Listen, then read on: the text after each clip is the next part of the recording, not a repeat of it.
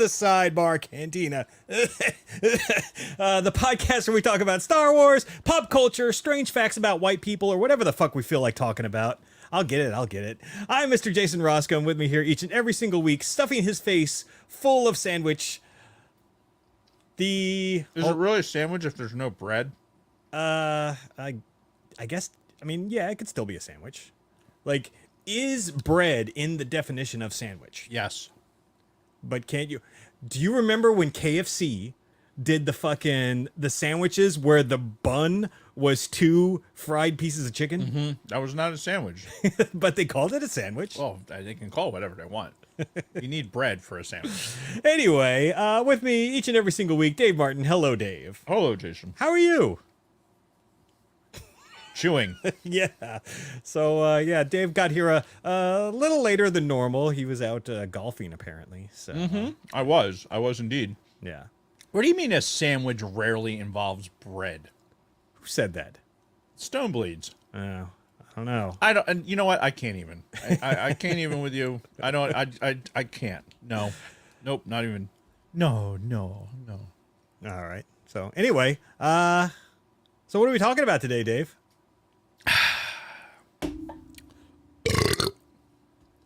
The Flash. Yes. Yeah. Yeah, we saw The Flash over the weekend. Yep. And we're here to talk about it. We'll let you guys know when it's time for spoilers, so you can stay with us until we get to the spoiler alert part. Right. But yeah. Oh my What? God. Somebody's talking about a dude sandwich. Gross. Different thing.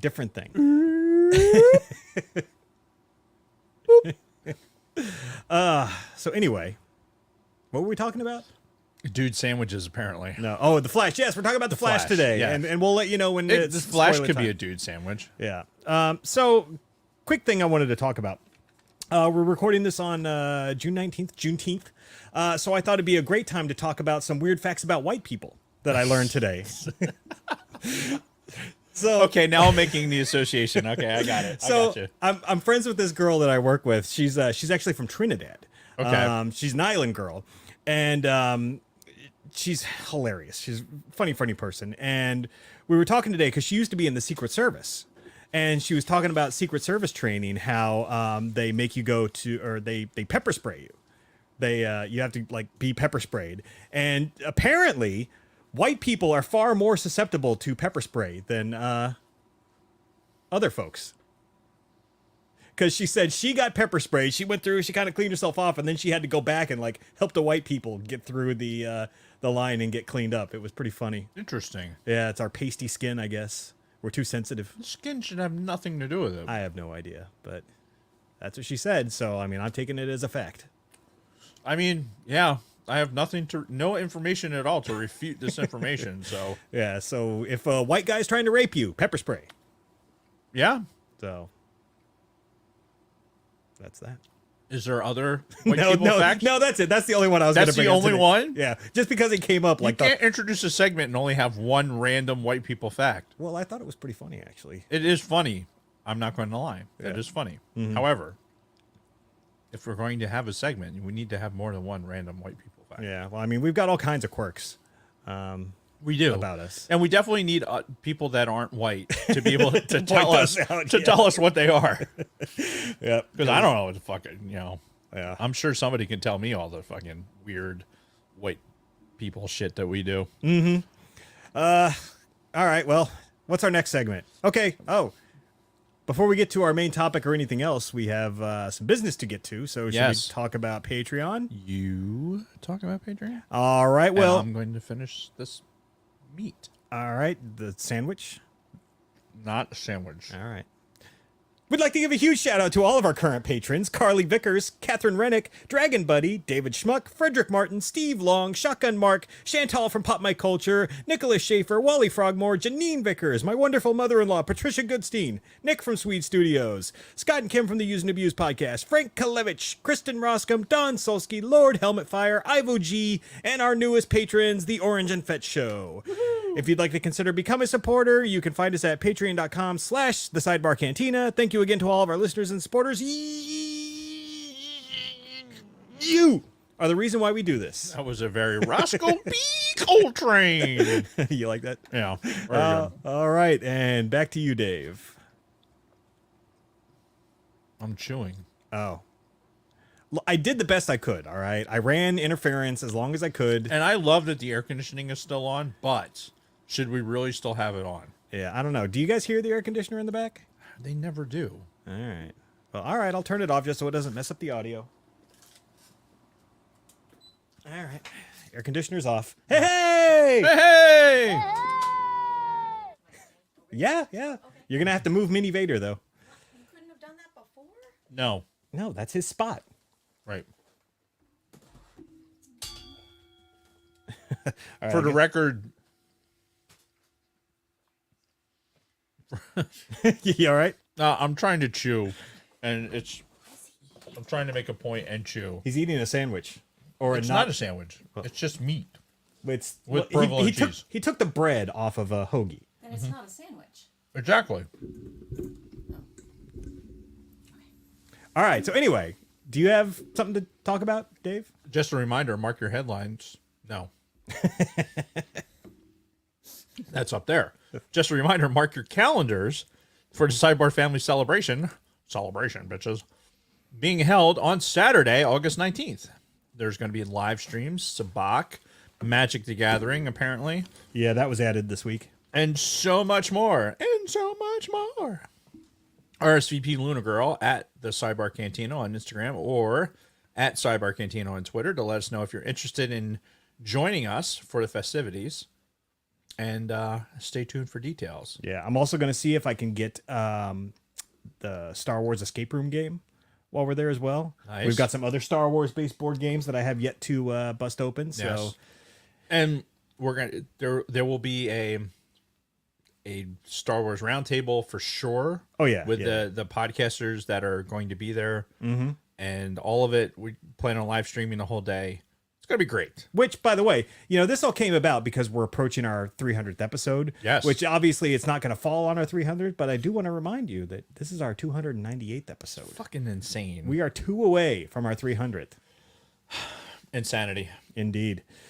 So is that it for the headlines? That is it for the headlines. All right. Well, you can see somebody joined us, at least temporarily today. She is wearing a shirt that says she is clothed in anxiety and loungewear. Yes.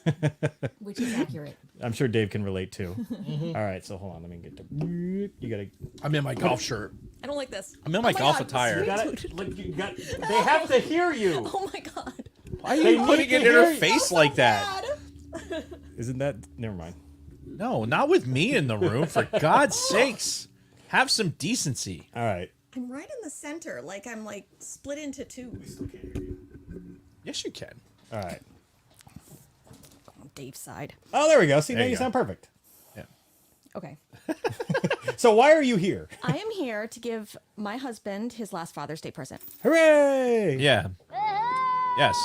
This is all for you. All right. Yes. Okay. All right. So let's Ass hat. let's see. She's been playing this for a while. I have no Yes. idea what's going on right now. Yes, but and I know it. I know what's coming, and I am excited for Really? you. Yes. Really? So you know what all of this is? Yes, I do. I just want to make sure I'm holding it right there. All right. Yes. Okay. This is as good as it's getting wrapped. Okay. I didn't want to squish it. Be really careful and hold it that way. Oh my God. Just Yeah. unfold it. Don't fucking break it. It's don't, wrapped in. Jesus Christ! Don't drop that shit. I know what to do with it. I got it wrapped up in this special CIA napkin. Just don't drop that. What the hell? Are you kidding me?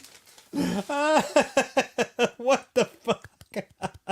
What do you think? Oh my God. This is hilarious. Oh, this is awesome. Well, I guess I'll just show the people. Look who it is. That is Oh my God. since for the listening Oh, you audience. can't get the. For the listening audience, what we have is Jason as a Black Series figure. Oh. He is wearing a 49ers baseball cap. Yep, it's the black one, just like the black one that I Yep. have. Yep. He has his glasses on. The tattoo is spot on. Yes, He's it is. bearded with the tattoo. He's wearing Look the at me. What are you wearing? he's wearing the tank top. Against my wishes, he is wearing the tank Oh top. my God, it's got the pink. Yeah. How did Yes. you do this? Oh my God. This is the greatest thing I've ever seen in my life. You would not believe the debates that were happening with the, all right, what pants is Yeah. Jason going to Yeah. wear with the Black Series figure? It's, yes. I mean, the black is fine. Black goes we with know, everything. we know Jason. Yeah. Well, I was gonna actually have like a cloth outfit, like dress it like a Barbie doll kind of thing. But can you tell what figures I used to make that? No. Like you like mixed and matched and It's one head with a different body. oh my God. And I guess somebody, oh my God. So like somebody colored all of this? Yeah. Holy shit. All right. I'm just going to show everybody one more time. Oh my God. This is brilliant. We will take some really good pictures Yes. and post them on the Instagram and the Facebooks and all the things. This is the greatest thing I have ever received as a gift in my life. Yeah, it is. There's one more part. Okay. I'm going to show Dave first. Open it like this. Oh my God. Hold on. I can see it on his screen. It's an accessory. Do I even want to know?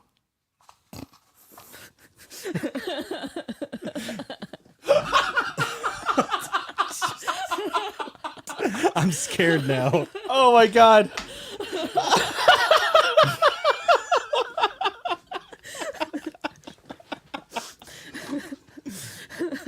It is the pillow. It is the pillow appropriately scaled for the Black Series figure.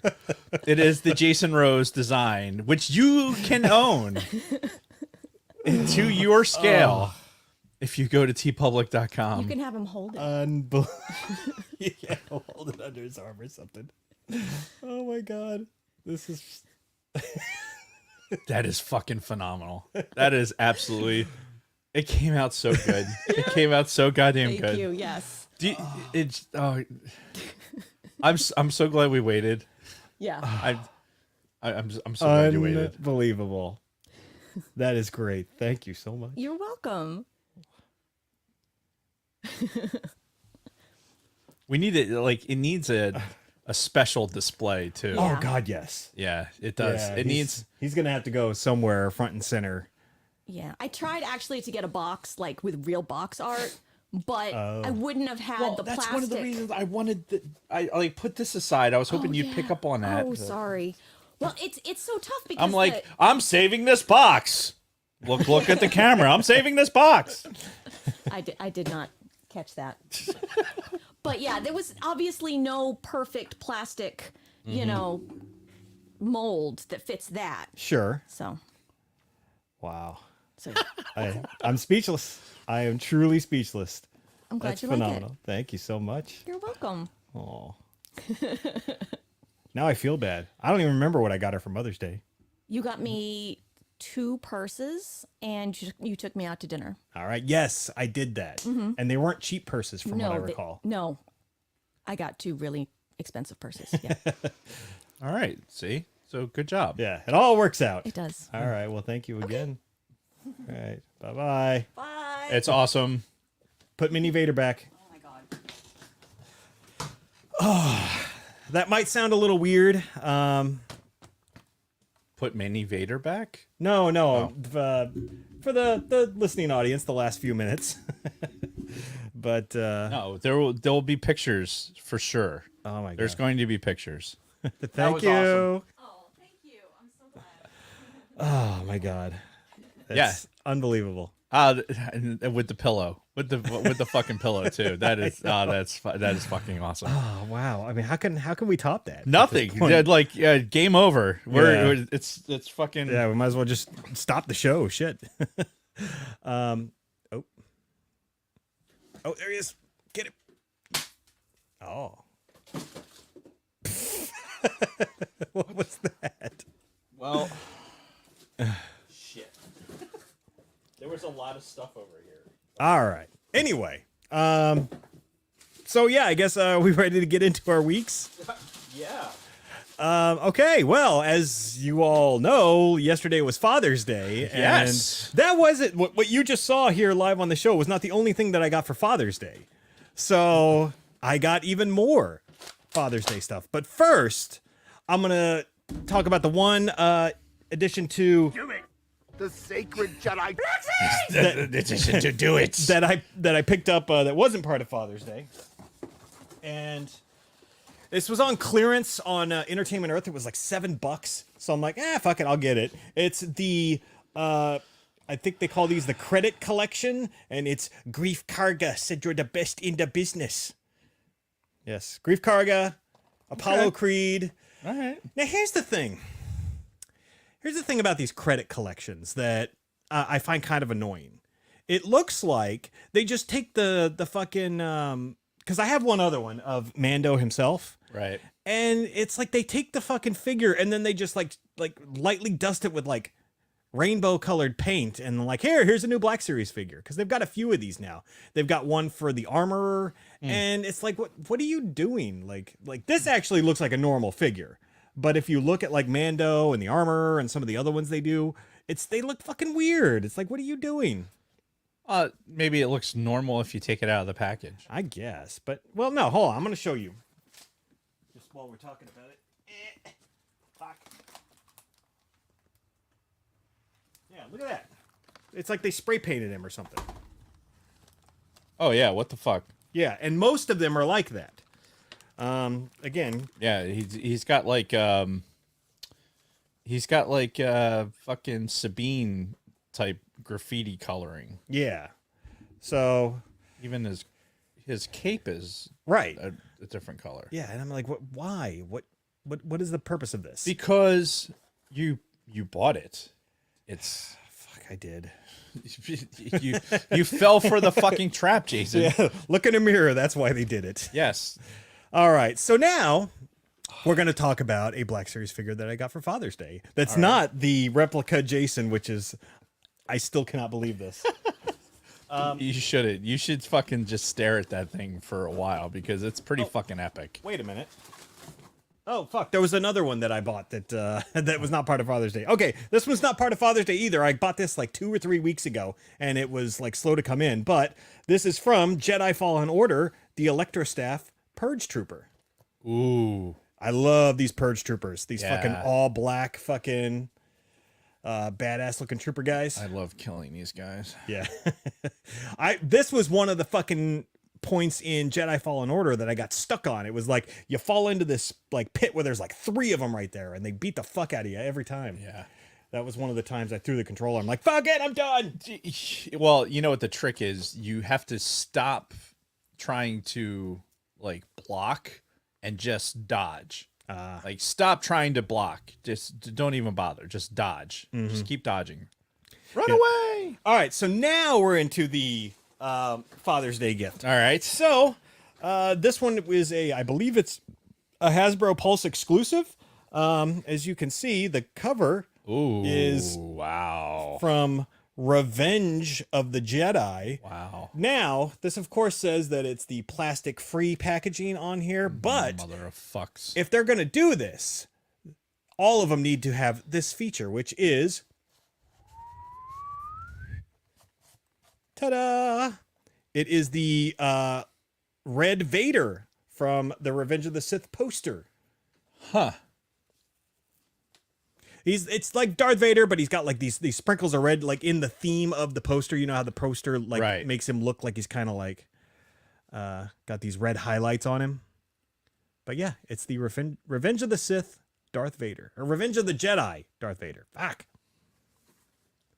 But you know, it has that cool thing. Yeah, you got to kind of like finagle it to get it back down. But yeah, if they're gonna do plastic-free packaging, they need to have that fucking slider that goes up so you can actually see the fucking figure. I guess not all of them are going to be as big as this one to be able to do that. That's what she said. Yeah. Yeah. I can fix it later, but yeah, I just wanted to show you that one. A very cool Black Series figure. I have more Darth Vader Black Series figures than anything else. Like, I never would have thought that would be like the number one thing that I have. Mm-hmm. Well, like troopers, that doesn't count because there's a bunch of different troopers, but Right. so The other Father's Day gift that I got was, hold on. Fuck. Oh, yes. The Black Series Darksaber.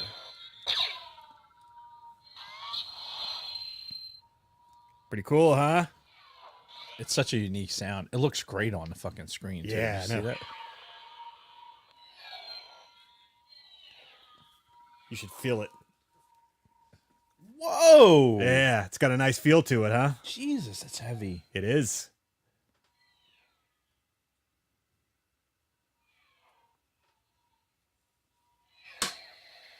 Vader, no!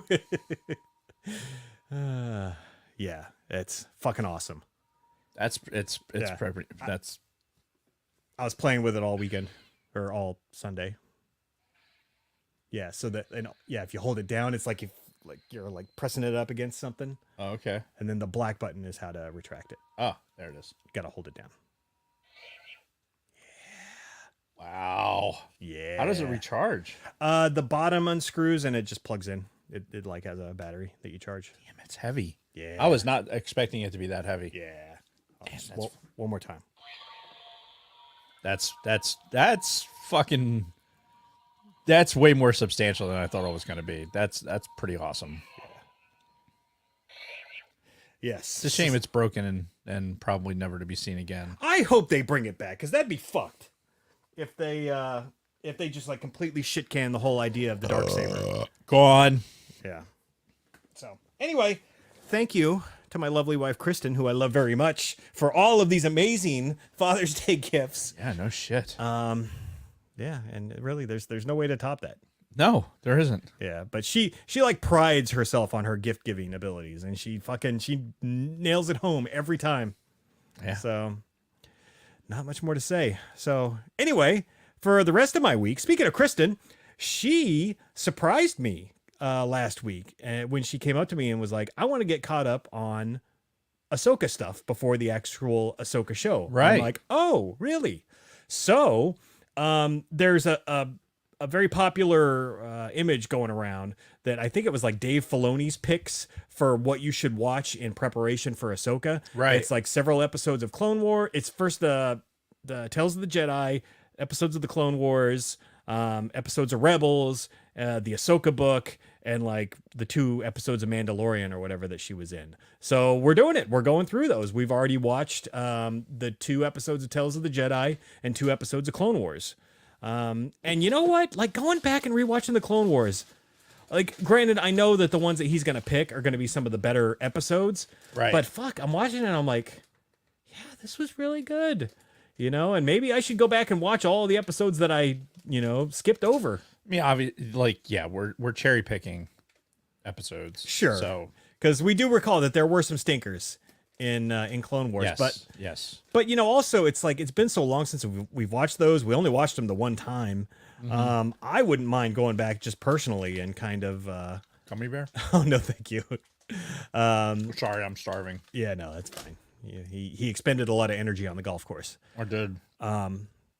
But yeah, no, it's been good, and it's got me thinking, man, maybe I should go back and watch more of Clone Wars and rewatch Rebels. But yeah, so we're doing that, and she's gonna listen to the audiobook.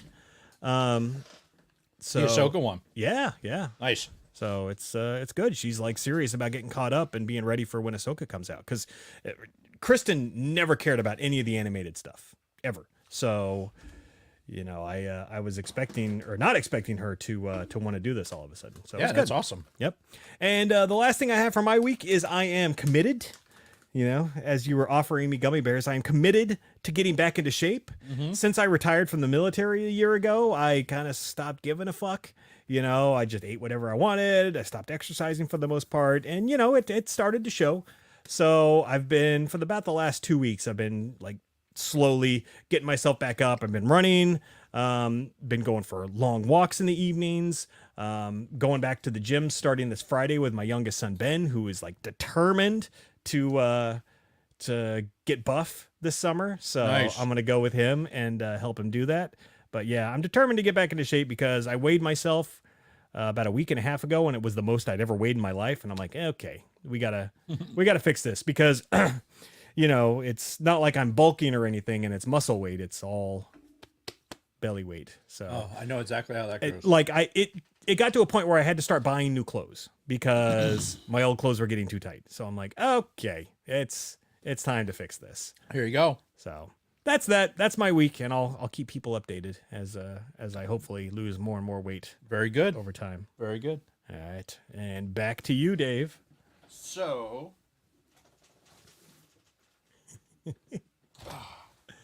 I shall call him Mini Me. So, for Father's Day, I think I posted it on our Discord server, and I only brought the one piece. Ooh. But I got the Lego. It was the TIE Interceptor and the Fang Fighter Lego set. So the Fang Fighter was on the screen for maybe I don't know, a minute, if that. And I'm not gonna lie, the Fang Fighter is kind of it's not the most exciting build ever. Careful, there's missiles on the bottom that will trigger off. Well, actually, there's one it's a gun that's missing right here. I know. I'm looking for it. Right. I'm actively searching for it as I'm talking. Okay. Hence all the knocking about that's happening in the background because I can't stand that when that happens. Yeah. So it came with that and a TIE Interceptor. I left the TIE Interceptor at home because. Okay, and refresh my memory. What is this from? From Mandalorian. It is. It's from. What episode? It's when the. Yeah, I don't recognize this. It was the second to last episode of the season when. Of this season? Yeah, so when the Mandalorians were fighting against the TIE Interceptors when they were flying up into space to fight the Mandalorian fleet, they had a fleet of these Fang fighters. Oh, okay. But like I said, they were on screen for fucking minutes, literally. Is this Mando Din Djarin? That's Din Djarin. Okay. He's not supposed to be in there. Okay. This guy's supposed to be in there, but I didn't want to. I like his coloring, so I kept him out of it. Yeah. Oh, is this random black guy? Ah, it is. Yep. So they're making a Black Series figure of him too. But I'll bet they are. I think I've already pre-ordered it.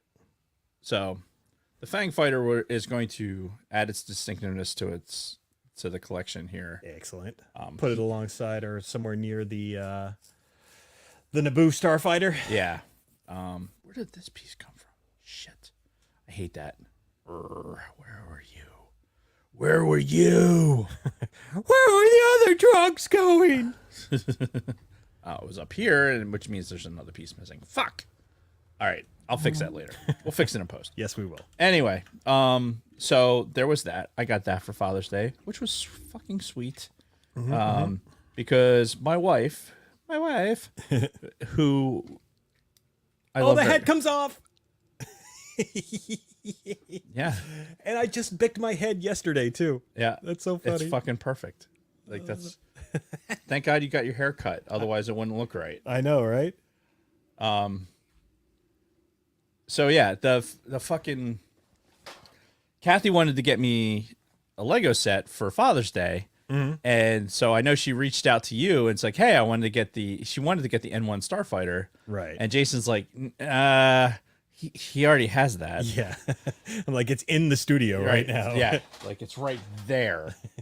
And she's like, well, fuck. So she took me to Target and was like, all right, you're gonna pick something up. And I saw the pictures. I saw the happy Dave outside holding the box. Right. So, yeah. So that was my Father's Day present, and so I stayed up till 2 a.m. putting that set together. So. Oh, so that's what you were building when we met for the Flash? Right. Yeah. So today. Oh my God, I recognize that. Yes. So today I went over to visit my cousin Rick, and he has been just I put on the pod last week his photos of his treasures and him uncovering all the stuff that he's finding in his attic. Yep. So I went over today to see his stuff, and I helped him put together an Imperial shuttle that he bought, and he got a 3D print for one of the trigger. Yeah. So it could release the fucking things. Dude, I'll tell you what. Here, hold that for a second. Careful, the things. I remember. Are gonna fall off. Yeah, if I push this button in the back. Well, no, that the button in the back actually is the one that triggers the motor. To make the sound, and then the light, which obviously there's no batteries in it. Yeah. The buttons are actually on the stanchions. I remember this like it was yesterday, but I haven't actually seen or held one of these in like 40 years. I know it's so fucking good. Jason's holding a TIE Interceptor. Yeah. That's Patron Rick's. So anyway, he has an Imperial shuttle, right? Yep. And apparently, like, so one of, you get weak points for some of these toys, right? Because it's plastic. And they make springs that are sometimes stronger than the plastic allows. Right. And after a certain period of time, and as many times as you fucking, like for the Imperial shuttle, after you store the wings and then click the trigger to release them. Yeah, you get some wear on there. Right. It's that tension, that spring mechanism starts putting so much tension on the plastic that it fucking breaks. Mm-hmm. Well, there's fucking dudes out there, dudes and dudettes, that have engineered pieces, 3D printed pieces that are like, okay, yeah, we know that piece breaks. And rather than trying to glue and we know that structure is not going to glue. It's that structure is never going to be solid enough again, because you're not going to vacuum form it or anything else. So he has this 3D piece that's like almost geared to fit in the spot so that the broken piece slides into it, right? Mm-hmm. And then that basically creates the friction point for the spring to actually work. So it's bypassing the need for the post. And they created this with a 3D print, and it's not creating any extra expansion or anything else. It fits in there perfect. Yeah, yeah. And I'm like, the fact that there's probably engineers in there's engineering students that are working 3D printers and figuring this shit out, dude, it's fucking awesome. And it really makes me want to get my 3D printer fucking working, doing more shit. I mean, yeah, the 3D printing has opened up so many possibilities. Yeah. Like I told you, there's a community also that's into restoring G.I. Joe vehicles and stuff with 3D printing. So yeah, like Rick's ATST has one of the cannons on its head is broke off. And, if I could get my fucking 3D printer leveled properly, God damn it. Pain in the ass. Then I could print a fucking new cannon for it. Yeah. And it'd be fucking spot on. The trigger that he got from the 3D print, which, it's slightly too small, I think, on one of the posts. So small. But when they 3D printed it, they added like an Imperial emblem on it. Oh, nice. So it's like it's just a nice little fucking bonus on there. Awesome. So it was pretty sweet. Yeah. But yeah, it's fucking the shit that they've. All right, hey, we know there's old Star Wars toys, and we know that they break in certain places. Like the X-wing that I showed last week, because it's the original X-wing, where the R2 is like the function where you push the R2 down and it spreads the wings. Yeah. Well, there's like a plate in there that's known to break, so you can buy like this 3D printed plate system that'll fix that. Yeah. And somebody went in there and engineered that shit so that you could 3D print it and fucking So and cool. do that. It's amazing, dude. The stuff that like the B-wing, like I was looking at the B-wing today. Like his B-wing is like 100% complete. Yeah. Yeah. Ooh. The only thing it doesn't have is decals, which is actually better. Sure. Like, because it's they're not decals on there that are faded or peeled or aren't on there quite straight. Yeah. There's no decals on it at all. So it's like you get decals on there and it like get rid of a little bit of yellowing that it has. Fucking thing is perfect. Landing gear is perfect. Like the wings unfold. Yeah, you clean it up a little bit, and I don't know if you remember the B-wing toy. Like when you rotate it, the cockpit has like it's like weighted, so that when you turn it, the cockpit actually stays level. Huh. Almost like it seems like gyroscopic almost, but it's probably just a weight. Yeah, yeah.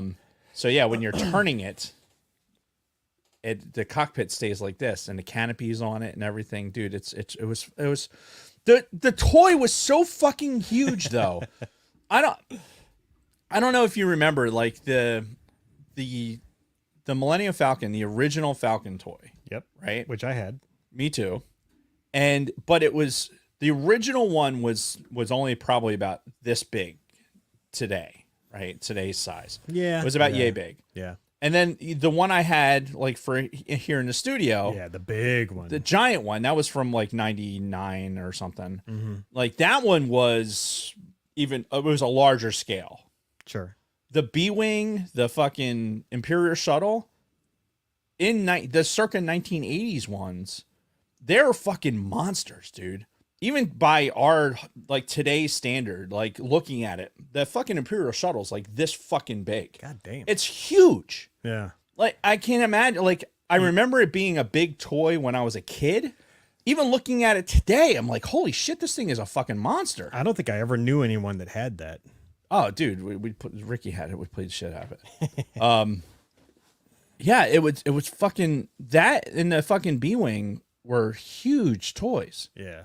And it's just as good a shape as they're in. It's just been fucking phenomenal. So I have this in order to help Rick out with some of his restoration, because he's basically going through and putting everything that he has, like he's finding all the pieces, putting everything together, and like going through and restoring stuff that needs to be restored. Like, you know, the spring is a little wonky. Yeah. With the clips. So I'm going to take it apart and restore the electronics and get that all squared away. And honestly, like for me, like he'll get this back and it'll be, you know, in pristine condition. Mm-hmm. And then it'll be like a test flight for me for when I get more TIE fighters.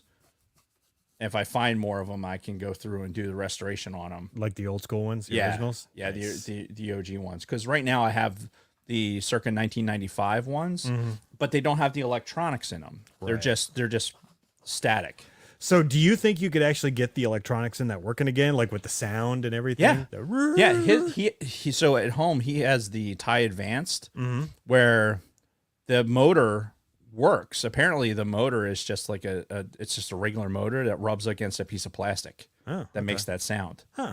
And so that works, and the LED works, but it's kind of dim, so it probably just needs some the contacts to be cleaned. Yeah. But that all works, and he said that the LED actually works on this one, No shit. but the motor needs work. So, like I said, it's an exercise for me to like work on restoring. Yeah, yeah. And once you have it done, whenever that is, you'll have to bring it'll it be back back, in and there'll be progress checks on the old Discord server for sure. So if you're not subscribed on our Discord server, then you're missing out. yeah. What's the other things? Oh, he dropped this in the tote bag too on our way out. Look at that. Novelization The OG novelization for Return of the Jedi. by James Caan. Screenplay by Lawrence Kasdan and George Lucas. Story by George Lucas. Now I wonder, hold on. I wonder if this has the part where Obi-Wan tells Luke more about like dropping Vader in the fucking volcano, because I remember that was in like the original script. I felt him, master. Nope. It was pretty early, right? I don't remember. You talk, so I'm gonna. So while he's looking for that, the other novel that I've taken from the Fred Martin library, Rick, say hi to everybody at Lodge for me, is this copy. This is a 1965 paperback copy of Dune right here. This is like an original paperback copy of Dune, which Jason and I we're going to talk about when we talk about the Flash. And Yeah, and the when we're trailers sitting we in saw. the theater. Yeah. Like this was one of the trailers we saw was for Dune Part 2, which fuck me, I can't wait. I just can't fucking wait. And what's ironic though is like looking at this copy, this like 1965 copy, it seems thin compared because I have a paperback copy right now that's probably twice again as thick as this. But the pages are super thin and the type is really small. So smear. And there's still 600 pages in this novel. So it is the real deal. Circa 1965 Dune. And it's awesome. Like if you haven't done it, please, for the love of God, read Dune. Just read it. Read the book. Read it or listen to it if that's how you choose to intake books. Because it is fantastic. It is a really well written story. Like, and I'm not saying that the entirety of the series is going to be like the best thing you've ever read, but Dune specifically is very, very good. All right, so I want to read a couple of passages from this Return of the Jedi book. Yes, do it. So for those of you, I mean, I'm sure everybody pretty much knows this. When they do these novelizations of the movies, they normally come out right around the time that the movie comes out, which means that the writer had to get access to the screenplay early on. And then, of course, as you know, as they're filming movies, they change things, dialogue changes on the fly, they use different cuts. So what's in this should be what I would imagine, word for word, from one of the versions of the script that this author got. So I want to read a passage. I'm sure you'll recognize where this comes from. Soon I will rest. Yes, forever sleep. Earned it I have. Luke shook his head. You can't die, Master Yoda. I won't let you. Trained well and strong in the Force you are, but not that strong. Twilight is upon me, and soon night must fall. That is the way of things, the way of the Force. So a little bit of back and forth between those two is a little bit different. Right. Luke's saying, I won't let you die, whereas, Yeah. I won't let you. Like, you, what are you going to do to stop me there, kiddo? Yeah. So, and then a couple pages later, Luke, you're going to find that many of the truths we cling to depend greatly on our point of view. I don't blame you for being angry, said Ben. If I was wrong in what I did, it certainly wouldn't have been the first time. You see, what happened to your father was my fault. When I first encountered your father, he was already a great pilot, but amazed me how strong in the Force was with him. I took it upon myself to train Anakin in the ways of the Jedi. My mistake was thinking I could be a good teacher as well as Yoda. I was not. Such was my foolish pride. The Emperor sensed Anakin's power and lured him to the dark side. My pride had terrible consequences for the galaxy. So, a little more dialogue going on between the two with the... Oh! This was what I was looking for. When I saw what had become of him, I tried to dissuade him, to draw him back from the dark side. We fought. Your father fell into a molten pit. When your father clawed his way out of that fiery pool, the chains had been burned into him forever. He was Darth Vader, without a trace of Anakin Skywalker, irredeemably dark, scarred, kept alive only by machinery of his own black will. So again, this is from the 1983 novelization. Yeah. Which makes a lot of fucking sense, right? Like, it makes sense to see what happens in the prequels.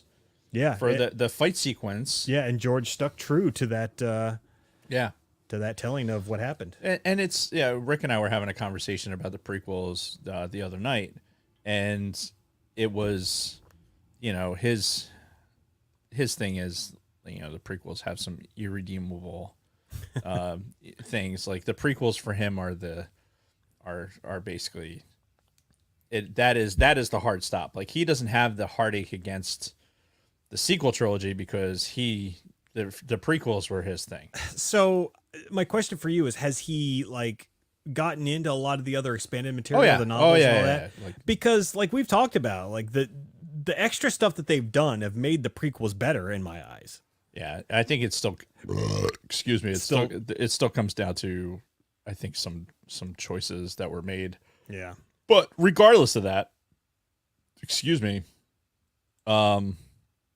reading some of these things like can expose, if you're just a casual, right? If you're a Star Wars casual and you're not reading all this stuff, like even when Last Jedi came out, we read the novelization because we were hoping that the novelization would prove that there was something we were missing. Sure. Like it just seemed so out of left field. It seemed like we were missing something huge. And so I know I'm pretty sure we both read the novelization. I think we did. Yeah, we did it for the show. Yeah. And going through the novelization was an exercise to see what would potentially we miss, because there is details in there that potentially we could have missed. Which I don't think there was much in Last Jedi, but there was quite a bit in Rise of Skywalker. There was that novelization, but that's a discussion for another time. That is neither here nor there. So, all right. The other thing I have, because it's still in my weeks. Where's Ivo G? Again, speaking about Rick, he is going out to Chicago next week for Gen Con, right? Gen Con. Yeah. Yes. And he is going to be working the booth for 3301 Games for a new game called, and I'm going to bring out the website because it's not Gen Con. Gen Con is in August, so this is a different. It is a gaming con. It is a gaming con that's happening. I don't want to give false information. God damn it, Jason! You have one job. Anyway, he's going out to a gaming con. It's in Chicago, or Illinois somewhere, and he's going to be riding a booth for 3301 Games. You can go check him out at 3301.games, and the game that he's going to be pimping is called, God damn it, Dave, scroll faster. Are you okay? No, like, where's the title of the game? I'm the worst. I don't know enough about this game, because they need to, like, honestly, they need to send me things, like, so I can talk more about the game. Promotional material. Yes, those things. It's called Salvage Deep Space. It's a legacy game. It's a board game. Yep. And honestly, the premise actually sounds pretty cool. The guys that develop it are guys that have developed storylines for a lot of different stuff in LARPing and D&D, and Jason's going to share the page. Yes. I think. Yes. Which is a great idea, because I don't know what the fuck I'm talking about. Because I don't have promotional materials, and I'm not the person that's doing this. Yeah, so Salvage Deep Space looks like they're on Kickstarter, though I'm sure. Well, Kickstarter's been closed. They made everything they needed on Kickstarter, so now it's like it's kind of in production. Yeah, they are $5,000 over their goal. Yeah, I'm gonna mute it and just see if we can. There's a whole intro video for it, but it's like the premise that I got from what Rick was explaining was it's heroes with mech suits, and you have the ability to upgrade your mech suit, and then even if your hero dies, the mech suit doesn't, so you can have a new hero that takes over the same mech suit. Nice.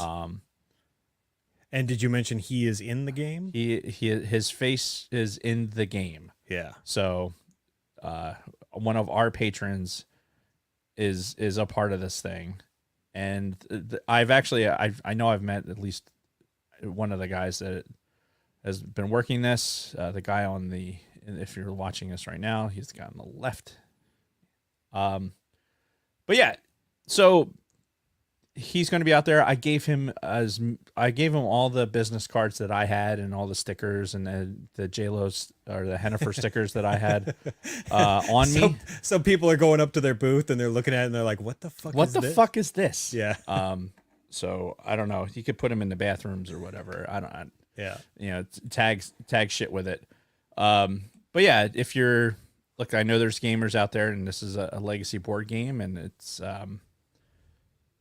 it seems like a pretty cool premise. Yeah. So it'd be worth checking out. And if you need more details about it, reach out to those guys and let them know the Sidebar Cantina sent you. That's right. Specifically, say, hey, Sidebar Cantina sent us via, Fred Martin or Dave Martin or whatever, because he's the patron and he's the one that's going to be kind of doing the things for that.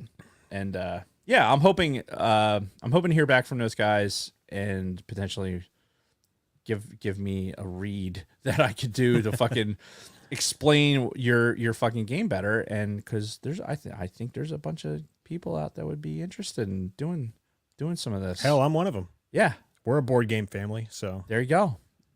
And it seems like a good storyline. And I know that these guys from, I'm come from a family of nerds, and there's a lot of nerds in my family that do LARPing, and these guys have done some of the stories for the LARPs that they've done. So they know what they're doing for this, for D&D, and for other things. So if you're looking for a good story and looking for a good game, look these guys up. Again, it was 3301.games, and it's called Salvage Deep Space. Yes. So like I said, hopefully get more information. And if you're in the Chicagoland area, maybe check them out next week. Rick said I think he's getting out there on Wednesday. all right. So Wednesday, Thursday. That's all the details I have. And you will Do it. That's all I have for my week. All right. Do you need a break or anything before we get into the main topic here? Nope. All right. So let's talk a little Flash. So Flash. we will be getting into spoilers, but not right this second. We will give a big spoiler alert when we actually go into spoilers. So first, let's talk about how we saw this movie. Right. We saw this in the 4DX theater. We've talked about the 4DX quite a bit on the show. This is the one with the moving seats and the splashing of the water and the smells and the smoke. Right. And So we sat in moderate turbulence for fucking pretty much 2 of the 2.5 hours. Yeah. For no apparent reason. Listen, the 4DX experience is an experience. It is. Right? Yeah. It is.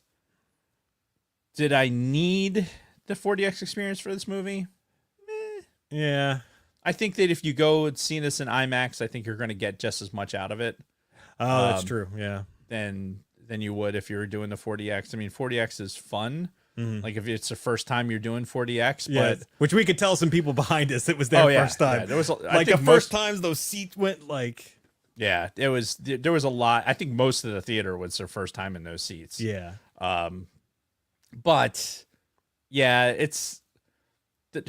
I'm sorry. The novelty of it kind of wore off for me when I was just like, I don't need to why am I moving? We're walking. We don't need to be moving for this. The Right. fucking character is walking, for God's sake. So Yeah. all right, whatever. But yeah, we did see it in 4DX. Yeah. And that theater in King of Prussia has a bar, Yeah. Oh, a I nice wish- bar too. which I wish they had in fucking New Jersey. It would be fucking nice if they had some shit like that. Well, I mean, hopefully this kind of thing catches on. And I mean, honestly, that's where these theaters are probably going to make their fucking money. I mean, they always said theaters make their money from the concessions, not the movie ticket sales, right? Right. Because the studios take a major cut of that. So that's why popcorn's like fucking $20 for a big old tub. And, Yeah.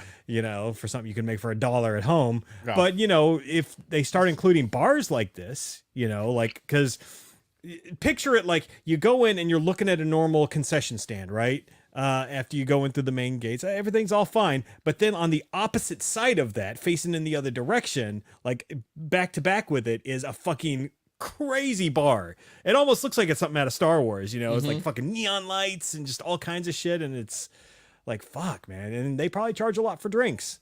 But, that's where theaters could recoup some of their funds if they, adopt that a little bit more. But What is D-Box? D-Box? I don't know. I don't either. Yeah. Dave is crotchety. Yeah. Jason's all over it. Yeah, I liked the 4DX. Like, I thought it was fun. Dave is crotchety. Yeah, every opportunity I get now to see a movie in 4DX, I take it. Right. As long as it's not 3D. That's the thing. Like, I refuse to do 3D movies anymore. Like, I did a couple. Don't need to do that anymore ever. So anytime there is a 2D movie that I want to see that's in 40X, boom, I'm there. Because in 2 weeks, I'm going back for Indiana Jones. And then, actually, I don't think I have anything else planned after that. Because we got the Oppenheimer tickets for IMAX, not 40X. Which, by the way, we saw the full Oppenheimer trailer before The Flash. And God, that movie looks so good. Like, I'm so excited for that. Who'd have thought just a movie about the Manhattan Project would be... Dude, would look so fucking good. it looks that does look really good. Offsetting the let's talk. Can we talk about the Indiana Jones trailer? Sure. For a hot second. Sure. So I think I've said it on the show that I've been like curious about wanting to see this because it's obviously most likely gonna be the last time we see Harrison Ford Right. as Indiana Jones, right? Yeah. One would hope. After this last trailer, I feel even less inclined to fucking see it. Really? There's something about it that just has me really not wanting to fucking do it. Yeah. And I just feel like it's going to be worse than I can prepare myself for. If that makes sense. Sure. Yeah. It's like, all right, you can prepare yourself to be like, all right, this is going to be bad. It's going to be like super, like they're going to do a bunch of random shit to like throw back and do whatever. And it's going to be Indy as an old man and they're going to have CGI, blah, blah, blah, blah, blah. It's just going to annoy the shit out of me. So I think I'm going to wait. Okay. I think I'm going to wait. I don't think I'm going to see it in the theater because I'm a little afraid of how it's going to be. Yeah, I mean, I'm going in with very low expectations. But my youngest son, Ben, I've talked about it on the show. He's a massive Harrison Ford mark, and he really wants to see this new Indiana Jones. So I'm like, all right, we'll go see it. But yeah, again, I'm going in with the lowest of expectations. Yeah. Like, I might need the 40X just to get me through the movie kind of thing. I think it's going to be one of those 40X experiences, too, where you're going to be thrown around. Yeah, a lot of driving. Yeah, a lot of driving and in planes and fucking falling out of shit there for no fucking reason. Yeah. Speaking of planes and falling out of shit, another preview that was part of the thing was Mission Impossible. Yeah. Mission Impossible fucking 47. Let's try and kill Tom Cruise again. Yeah. Well, to be fair, he's doing it to himself. Oh, of course. Yeah. I'm telling you, he wants to die in a spectacular fucking accident. Yeah. Like, he wants his legacy to be like, oh, Tom Cruise was so dedicated to the craft that he had died in this stunt. Yeah. Right? Yeah. Like, oh, what can we do this time? Oh, let's put him on a stunt bike and fucking throw him off the side of a fucking cliff. All right, let's do it. Fuck it. Yeah. Bro! And Like, then he's got a parachute and just right. like... Seriously, bro. Calm the fuck down. Like, nobody needs to see this shit. How old is he now? He's got to be like 60, right? I have no idea. Hey, Siri. How old is Tom Cruise? Tom Cruise is 60 years old. Ha! What'd I say? 60, yeah. He needs to calm the fuck down. Really, honestly. He needs to calm the fuck down. It doesn't look like he's slowing down anytime soon, though. It doesn't. This fucking Mission Impossible is a two-parter. It is. Yeah. Yeah. Part 1 is the one that they're getting ready to do. And then part 2 is, again, could be the end of Tom Cruise. I'm telling you, one of these movies is going to fucking kill him. I'm telling you. Like, he's going to go up for Top Gun 3 and he's going to have a fucking heart attack as they pull some massive fucking G's like they did in the last his one. heart's just going to fucking rip itself apart and it'll be like right on the screen. And it'll just like have this death sequence. Yeah. And he'll be there with a smile on his face like, yes, I did it. I died on screen. Everyone's going to love me and forget that I'm a fucking nut job. Yeah. Yeah. Tiny, tiny human nut job. So smooth. So smooth. Yeah. So we saw some good trailers before the movie. And before we saw some bad trailers too. Oh, well. How about the fucking Mega Shark fucking thing? Oh my God. Meg 2. Yeah. Yeah. Which I never saw Meg 1. I didn't know Meg 1 existed. Yeah. Looks fucking ridiculous. Jason Statham. Yeah. Fucking. I mean, literally, I don't know. It makes the fucking, what was the Sharknado? Yeah. Right? Yeah. It Yeah. makes Sharknado look like a documentary. Right. Honestly, based on the trailer. Yeah. Like what the actual fuck? No species can be that big. And Who goes to the bottom of the ocean and gets out?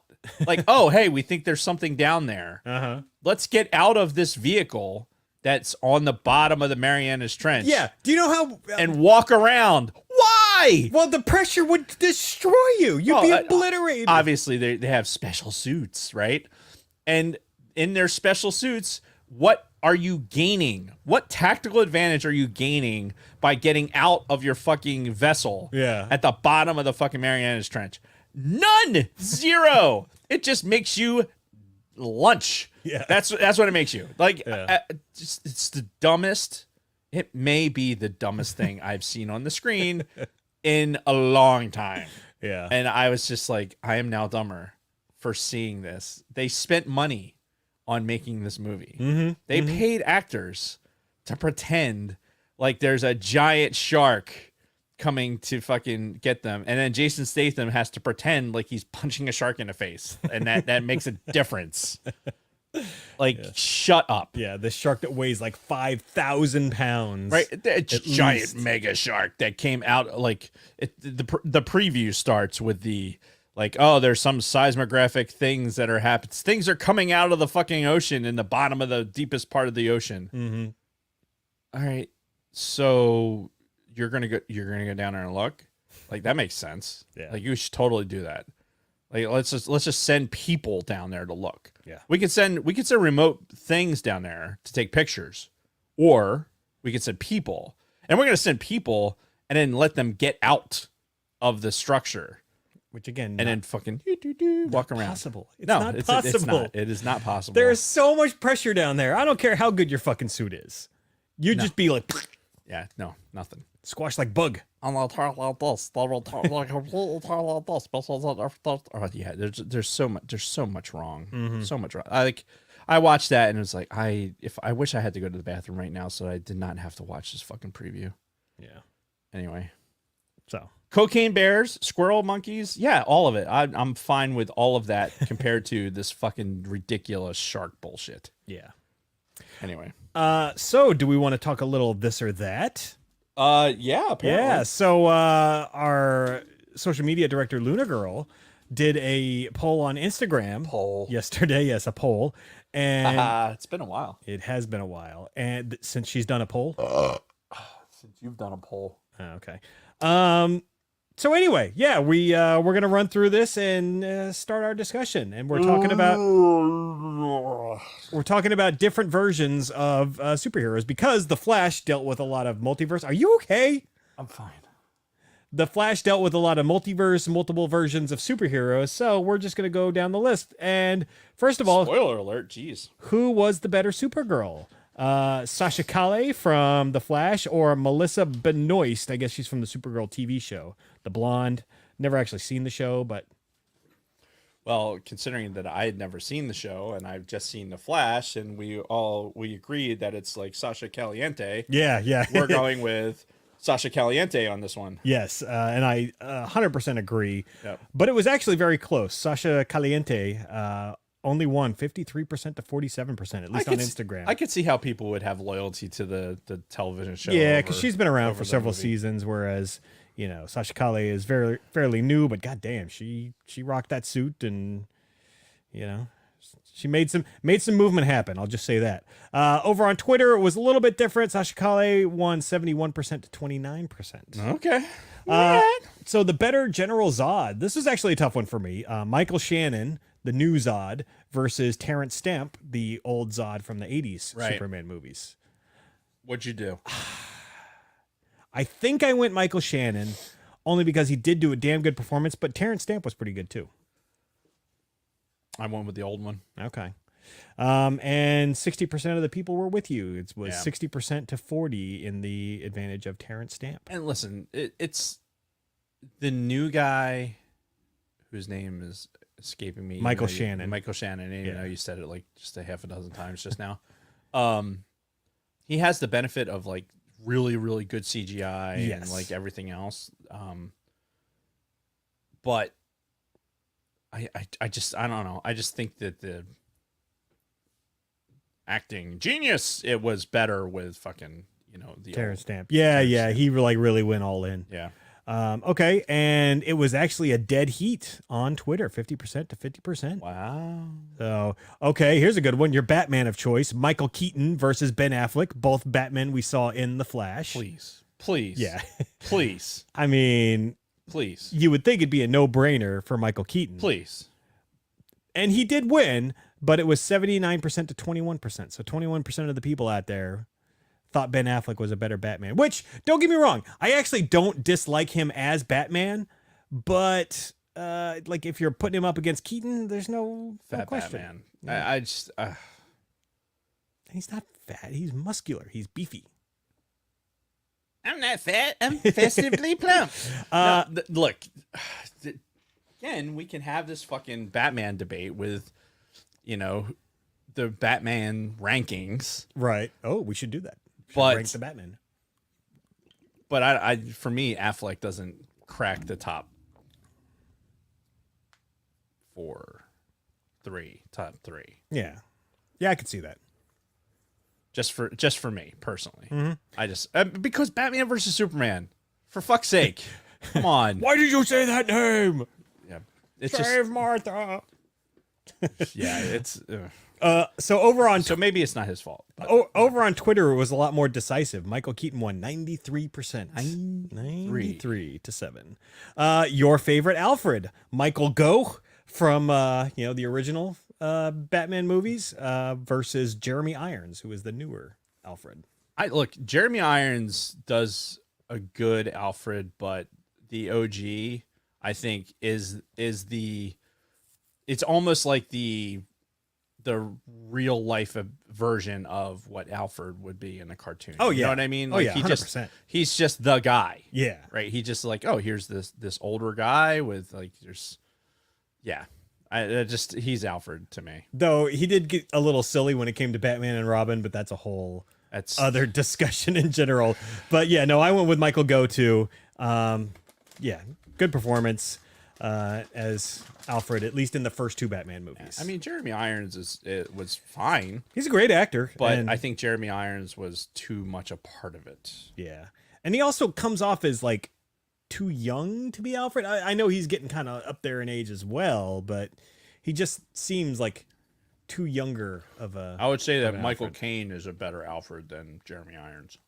Yeah, definitely.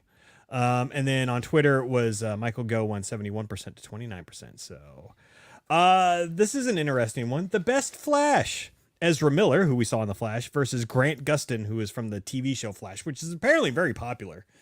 People really love it. Never seen an episode of that in my life, or the Green Arrow, or any of that other shit that's on the CW. So I went with the TV show kid. Yeah? Yeah. Really? You didn't like Ezra Miller in... Not really. That's interesting because I actually thought his performance was really good in The Flash. Like, he had the perfect balance of like comedy and kind of seriousness when he needed to be, and he played two fucking parts in the movie too. Like he was both the Flash and Young Flash, who were very different characters, by the way. Yeah. Like, he played them very different and in a very, very well. Yeah. But so obviously I went with Ezra Miller. Right. I did not. You did not like him. And I guess the rest of Instagram agreed with you. Grant Gustin won 83% to 17%. And then it was even bigger on Twitter, 90% to 10%. Well, and let's face it, there is apparently there's a lot of baggage with this Ezra Miller kid that I had no idea. Oh, yeah. He's got a lot of fucking problems. I had no idea. Yeah. Until I Googled it, and I'm like, whoa, holy shit. Like, Yeah. apparently this kid's like, breaks into houses and fucking touches people inappropriately and like all kinds of crazy shit. Oh, I'm yeah. like, Yeah. oh, wow, maybe this is why he plays a fucking weirdo so easily. Because he's kind of a weirdo. Mm-hmm. All right. So, yeah, no, I still, there are parts, the kid was annoying. That's funny. She did not like this movie, by the way. Who's that? Pop My Culture Oh, did not like this She mentioned it earlier that she said this Flash can go like eat a bag of dicks or something or something like that. Okay, that's so weird because, and we're gonna have to talk about this because I seem to have a very different opinion than a lot of the people out there. So, real quick before we get into spoilers, let's give our very Was that the end of this or that? yeah. Thanks, Lunar Girl. Yes, thanks, Kelly. Yeah, she did that at the last minute too. Yes, and that's my fault Yes. because I'm an asshole. Yes. Yeah, but she's a trooper and she handled it with great professionalism. So anyway, real quick, let's talk non-spoiler thoughts on the movie. Like, as I kind of insinuated before, I thought it was great. I mean, I had some issues with it, and we're going to talk about those when we get to the spoiler section. But like, as a movie overall, it's my favorite of the whole Zack Snyder DC universe, starting with like Man of Steel, Batman versus Superman, and all that. Like, I like it more than I like any other movie in this universe up to this point. And it's a shame it's pretty much the last one from this universe as well. It has a couple of flaws, but I think it has a fucking great balance of humor and, typical superhero movie. So many cool references that, again, we'll talk about when we get to the spoiler section. And I thought, Ezra Miller did a good job in the role. Like, he made me believe it. I know nothing about the Flash's origin. So when we start talking about like the plot of the movie and his motivations and everything, I have no idea how true that is to the comics at all, but I don't really give a shit because I thought it was told really well. So if I had to grade this movie on a scale of 1 to 10, I'd give it like a 7.5. Okay. What about you, David? Spoiler-free thoughts? So, what happened to my other screen? Son of a bitch. So what is my spoiler-free fucking? How you doing about this? Do you have notes? I did not take notes. Oh. Then what are you looking for? I'm looking for something to back up my thought, but it's not. I'm not finding it quickly enough. Yeah. Listen, it's bye Vickers. See ya.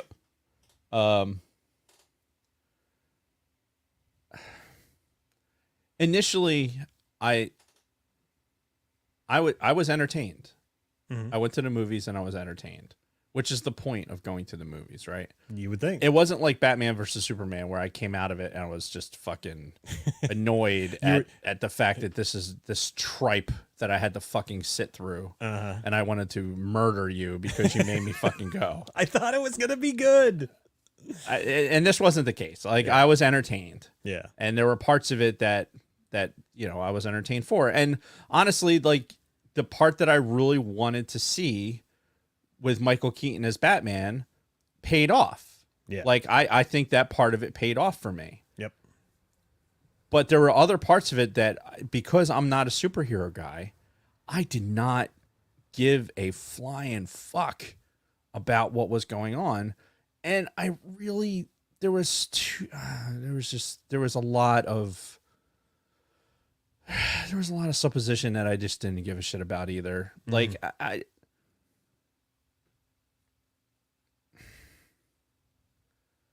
it was entertaining, and I was entertained. Okay. And it was. And I went to the movies and I was entertained, and my expectations were to go, and I want to see Michael Keaton, and I want to see him in the movie for more than a fucking cameo. Yep. And he was. And he was in the movie. He was doing things. He was a part of the fucking movie. Yep. And that's what I wanted, and I got that. And so it was worth it. Okay. But I'm not going to say that this was the best of the Zack Snyder movies for me, because I don't think it was. Like, if we're talking about all right, so Zack Snyder movies, right? Which I brought them up in order. Okay. Okay. Starting with like Man of Steel. Man of Steel, Batman versus Superman, which we know how I feel about that. Amy Adams' titties floating was the best part of that whole movie. Suicide Squad, which I didn't give a shit about. Wonder Woman was good. Justice League, didn't see. Yeah, I heard it was Aquaman, trash. didn't see. Yeah. Shazam, didn't see. Birds of Prey, didn't see. Wonder Woman 1984, didn't see. Zack Snyder's Justice League, didn't see. Suicide Squad, didn't see. Peacemakers, didn't see. Black Adam, didn't see. Shazam, didn't see. So I can't speak to any of those, but I did like Man of Steel.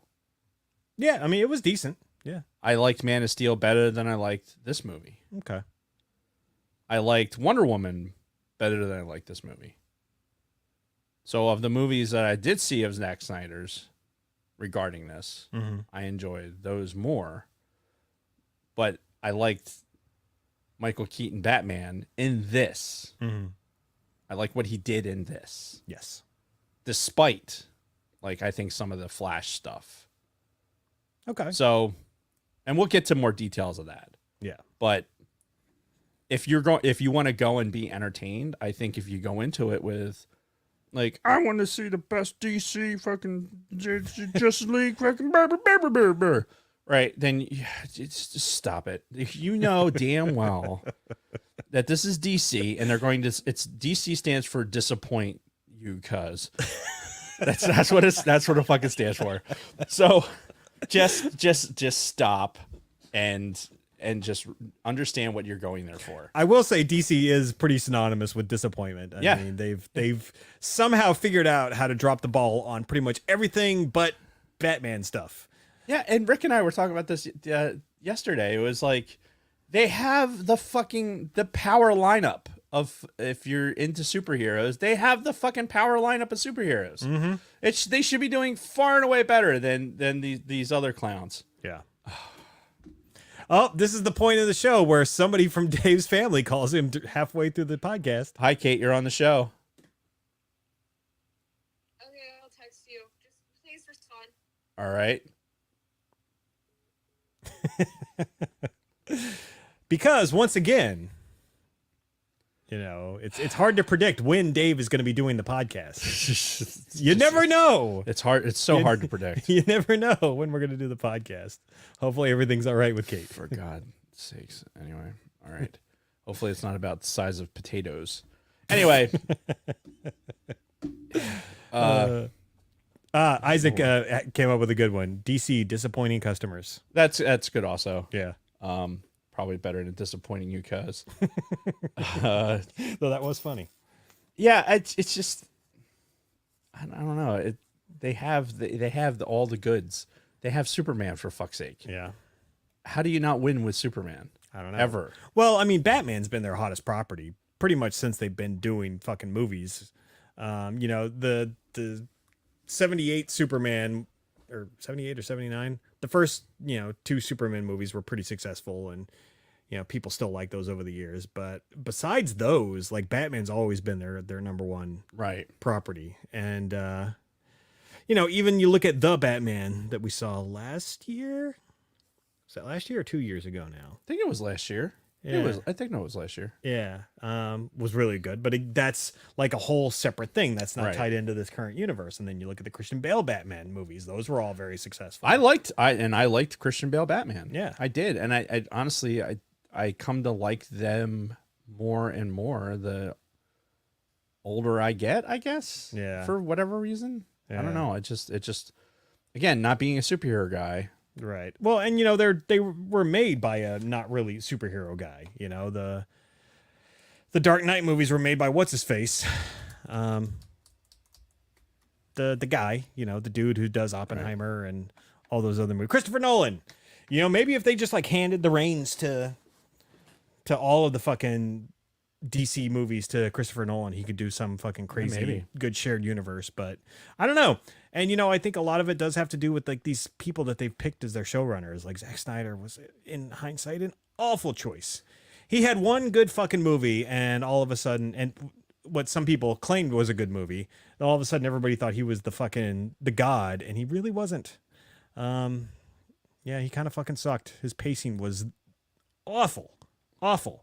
But anyway, are we ready to talk some spoilers? Yeah, let's get into All right. spoilers. Spoiler alert! If you have not seen the movie, or you do not want to be spoiled about what happens in the movie, this is the time where you have to turn the show off or be spoiled. You have been warned. Yes. So, spoiler-wise, I mean, the best parts of this movie is all of the multiverse shit, right? you know, with the Batman and some of the cameos we get later on in the movie. Oh yeah, we can't shoot our load just quite yet though on that. I mean, Yeah. it- Well, we can start by talking about the overarching plot of the movie is essentially when the Flash was a kid, his mom was fucking murdered. right. Or was she murdered? Like, she could have just like fallen on the fucking kitchen knife or something, but whatever. Like, was murdered. Like, their house got broken into while the dad was off buying fucking tomatoes. Dad comes back, gets fingered for the murder, and has been in prison Right. like this whole time. So, like, 15 years or some shit like that. Series of unfortunate events. Exactly. Right. And this is your tragic backstory. Yes, and it's also kind of one of it's the driving plot of the whole fucking movie when he figures out he can go back in time. But also one of the things that's going on throughout the movie is his dad is in prison. He's got this appeal coming up the next day, and like they're all pretty convinced he's not going to get the appeal. Going back in time. Yeah, He's going back in time. going back in time He's going back in time. because when He's you could, running really fast. yeah, because when you run faster than the speed of light, you can time travel. Bruce Wayne explains it. Were you not listening? Right.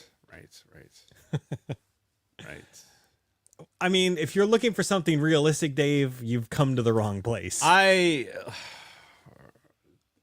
not looking for anything realistic. I'm just looking for something tangible. Yeah. Like so all right. The beginning of this movie, we get the Flash he's obviously working with fucking With Bruce Wayne. with Bruce Batman. Wayne and the Justice League. Mm-hmm. Okay, and he's fucking so this is what puts me off on the wrong foot with this fucking character and with Ezra Miller. Mm-hmm. The coffee house scene. Oh, yeah, Right. where he's waiting for the sandwich. Yeah, all right. Here, I have to burn these calories, like in my calorie No, he has to meter. consume calories. Right, I'm consuming these calories because I burn them so quickly. Yeah, because this he's metabolism running fast, like running the speed of light. That burns a lot of calories. Come on, Dave. Were you not paying attention? He needs to eat. He needs fuel for that. thing. Right. So the rate of consumption has nothing to do with the rate of speed that he's running, Not the rate of consumption, the amount of consumption, I think it is. but what? Yeah. Like it doesn't. No, it does. It just no. It doesn't. Like, do I How have to can running really fast make you fly? make you fly? He wasn't flying. How is he getting up the wall to fucking get to the babies? He was running up the wall. How do you run up the wall? How does running fast make you go up walls? You does get, it make you- You get better traction. It's really is that what it is? Yes, when you're going You're that generating fast. more friction. Yes, yeah, Right. and your feet can just Right. up the wall. But you're wearing a frictionless suit because you build up static electricity.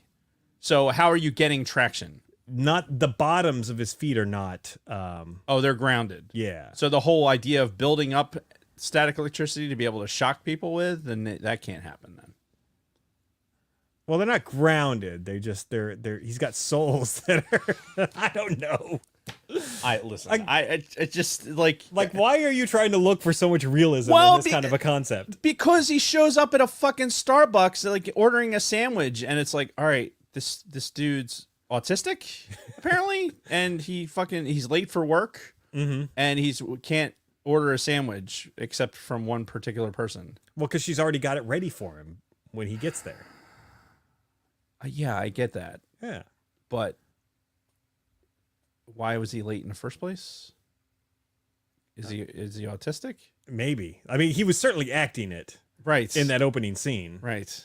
Very twitchy and just kind of Yeah. very. Yeah. It just I didn't know what to abnormal. I didn't know what he was supposed to be. I didn't know if he was supposed to be like have Asperger's. I didn't know if he was supposed to like I didn't know what was his deal. Right. Like because again, not being familiar with the Flash or DC or any of the other stuff, I'm just this is the guy. This is what I'm getting the picture I'm being painted with. And I'm like, Right. okay, here's a calorie deficient fucking dude with Asperger's that apparently has issues with ordering sandwiches. like and now he's gonna go to the fucking hospital. Well, when you put it like that, We're explaining the plot here, right? I mean that is that Should I type that down? Well, now it sounds ridiculous when you say it when that, I that say it way. like that, right? Yeah. Oh, okay, fair enough. Yeah. Anyway. So, but yeah, no, the overarching plot is like his mom died when he was younger. After this whole thing with fucking the hospital and all that, he discovers he can run so fast that he can actually go back in time, and that's the catalyst for everything, because then he's like, well, if I can go back in time, then I can go back and save my mom from dying. And that's kind of what starts the whole Spell Asperger's. ASSBURGERS. No, that's Asperger's. That's what you said. Asperger's, by the way, is made up. It's just a way for parents to try to over-explain their shitty parenting. Fine, but it doesn't make my joke any less funny. Right. So anyway, yeah, he figures out he can go back in time. Present day Batman, the Batfleck, tries to warn him. He's like, hey, you shouldn't fuck with time. You change one thing and, butterfly effect, and, you're going to fuck up everything afterwards. And of course he doesn't listen. Because if he did listen, then it would be a very boring movie. And yeah, he goes back, saves his mom from dying, and that creates this new timeline that we spend pretty much the rest of the movie in. Mm-hmm. And it's, long story short, he's in a time where a younger version of himself exists who isn't the Flash yet. And what's really interesting too is the fact that this isn't really an origin story, in a sense where it's like with fucking Spider-Man, you see the fucking spider drop down and fucking bite him, and then he's learning how to use his powers and all that. We skip over all that because he's already got his powers, he's already got everything. But until we get to the point where we show him getting his powers, right? Because they kind of tell that story through the young Flash who just gets his powers, and current Flash has to kind of explain to him how all of it works, like the fucking flaming suit. Don't run too fast without this fucking suit on, or your clothes are gonna burn, and then you're gonna be naked in the park or something. Yes. Or phasing. Yes, the phasing. You're actually going to vibrate you're going to vibrate your cells to the point where you're actually going to be able to go through walls. Yeah. They went down to the molecular level, Dave. Weren't you paying attention? I was paying attention. Okay. Because I thought it was pretty self-explanatory when they showed it on screen. Right. Science. Yes, Science. exactly. If they show the molecules, then obviously, yeah, that's how you did it. Yes, that's what makes it true. But I mean, the only thing that made phasing worth it was when they couldn't phase. Right. That was the best fucking part. We're like, all right, here we go. And just fucking. Well, yeah, that whole sequence when he realizes he doesn't have his powers, he's like running in a circle in that fucking like foyer or whatever, right, of that building, and he's just and then he tries to run through the looks wall. like an absolute fucking idiot. Yeah. But we get a lot of humorous parts too as young Flash is learning how to use his powers, like with the burning clothes, and then when he accidentally phases like down below and he falls into like the fucking like everything but his clothes into Mrs. Johnson's fucking bedroom or whatever. Yeah, he's like, we're gonna have to move. But yeah, no, that was. Why would he be living in the same place? Well, it's like they said, there's certain aspects of every timeline that's like a magnet that attracts certain people and certain events to each other. So obviously that was one of the the common threads.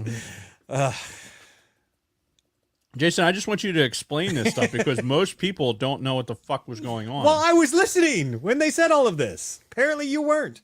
I was listening. Then they should all make sense to you. Listen, I was entertained. Mm-hmm. I was entertained when he was. I was entertained when he was like having his issues. I was entertained like with the comedy bits, and I was mildly amused going and getting him to Wayne Manor. Yeah.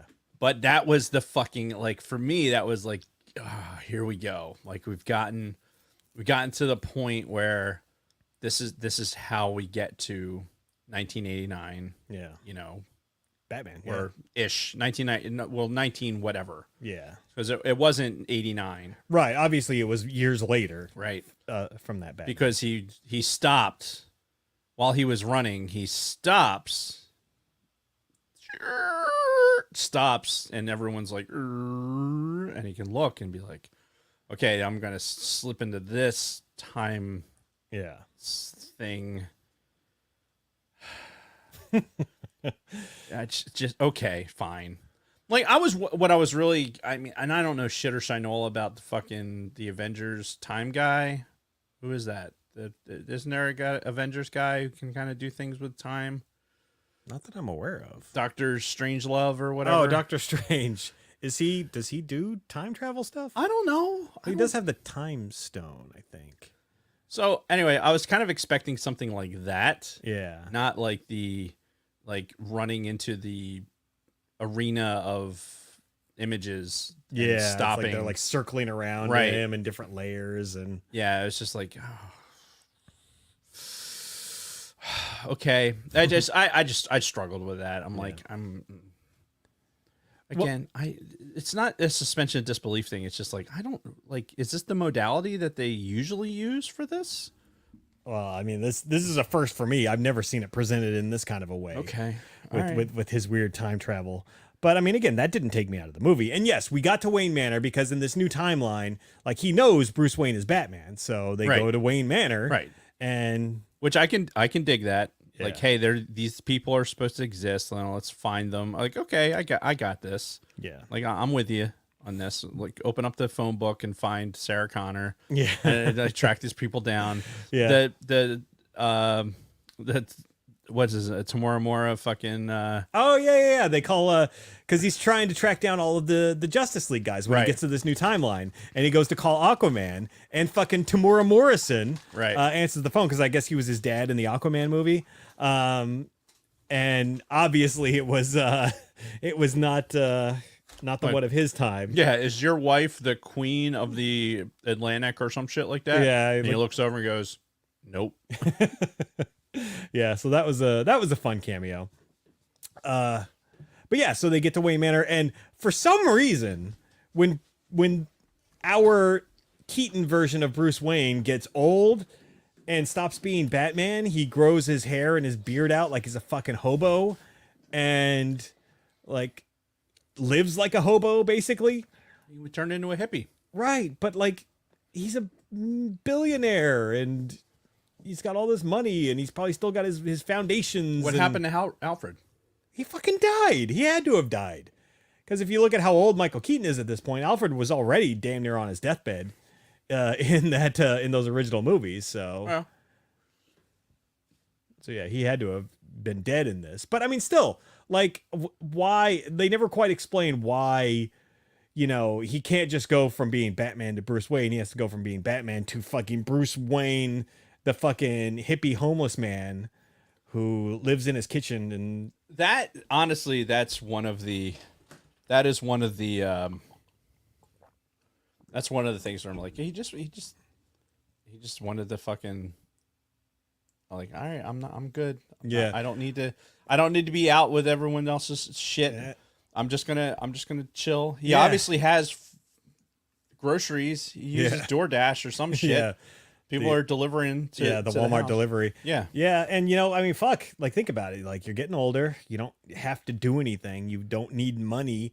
So you're just like, what am I going to do? Yeah, I'm going to fucking sit around in my bathrobe, never shave or cut my hair, and eat fucking spaghetti all day. That's my life now. Yeah, I'm gonna carb load all day, Yeah. nap, Yeah. and just fucking exist. But apparently he can still fight because he rolls out of there with a broom and beats the fuck out of the non-speedy Flash. Right. Flash 1.0. Yes. We'll call him. Yeah.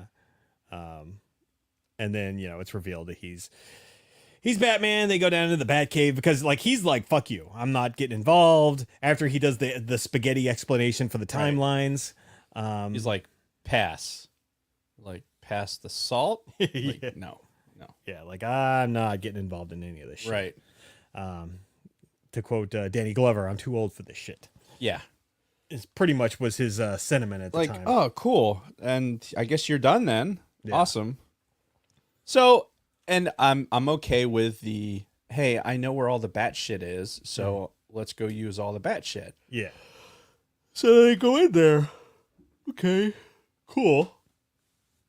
I'm fine with that as we're proceeding on the story. Yep. Now they make some leaps when he like finds out where Supergirl is, because like somehow he pushes a couple of buttons and all of a sudden it's like, oh yeah, some fucking some Russian group has her captive in this place.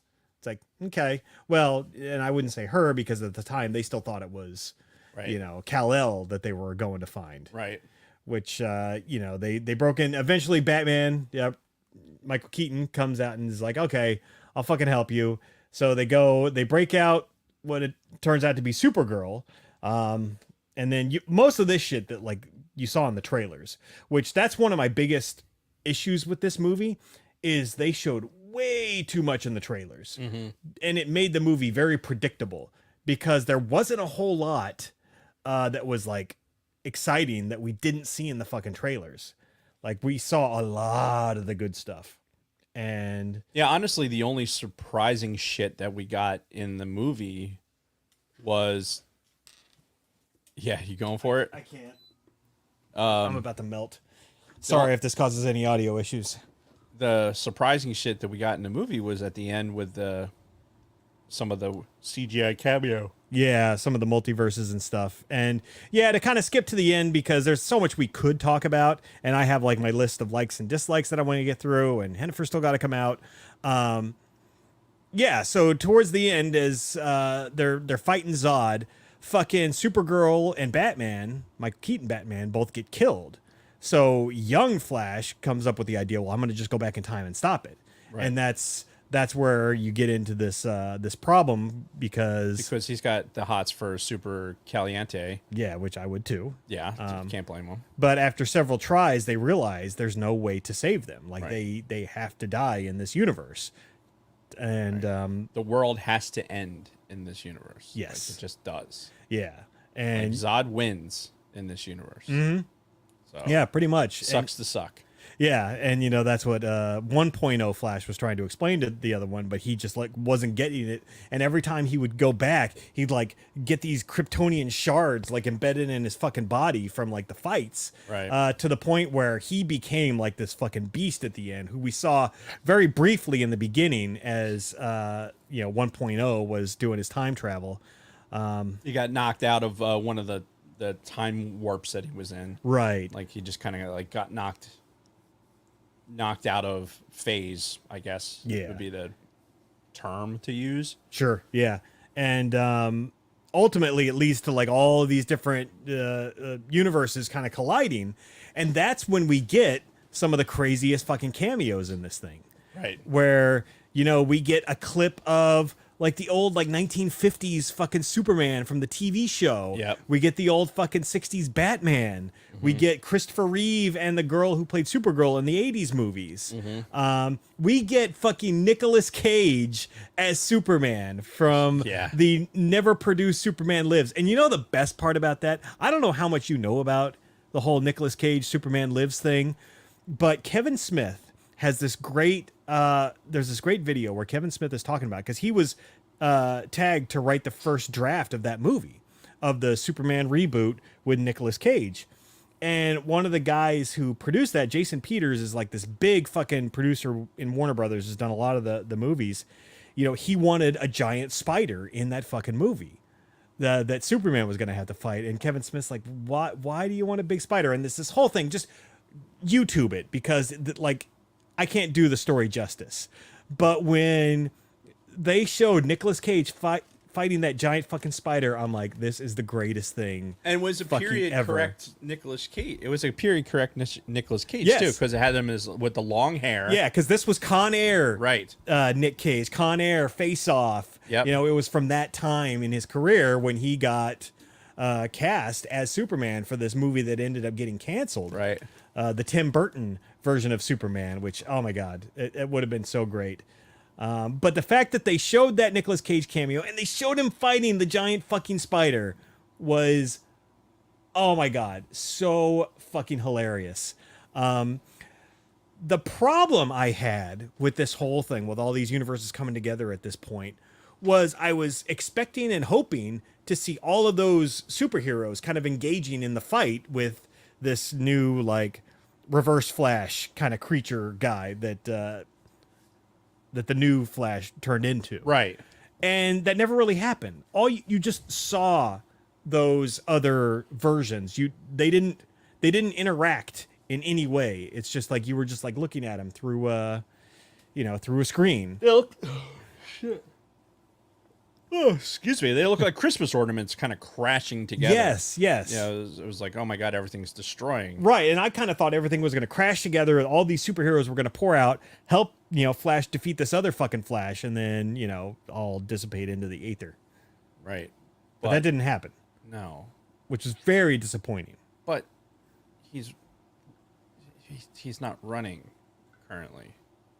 No, this was just when they were like fighting in the middle of that Right. time arena. Because he ran into in between the multiverses. But all those multiverses were collapsing. Yeah. So Yeah, the ending I think was just kind of like really just sort of like forced. yeah, it and was. just- It was. I was kind of with the okay. This is a divergence where everything this has to happen. Yeah. Right. She's going to die no matter what. This Yeah. is the version of the Matrix where she has to die. Right. Right. And Michael Keaton too, but Batman. But again, we're more concerned about Sasha Caliente at this point. Right. They have to die. Okay, cool. I'm fine with that. But this extra shit with with Homeboy in this perpetual loop of going and trying to keep doing this and how it doesn't affect that timeline somehow, like Right. as they're in it. Like I Right. expected, like each time he was going back through it, it should have affected how they were doing it at that moment. Sure. Because he kept going back. Like Michael Keaton would defeat one guy, but then like bleed out because he had gotten stabbed. Like before, he should have been like he should never even hit the ground before they hit the reset button because Caliente was already fucking dying. You know what I mean? Yeah, sure. Like there's just like a continuity thing there, which is it that important? No, but this whole time continuum thing that they were trying to buy off on, I just had issues with it from the beginning, and then they gave us some cool shit with the fucking, all right, hey, we're gonna show like a CGI Christopher Reeve, which I thought was cool. Oh yeah, yeah.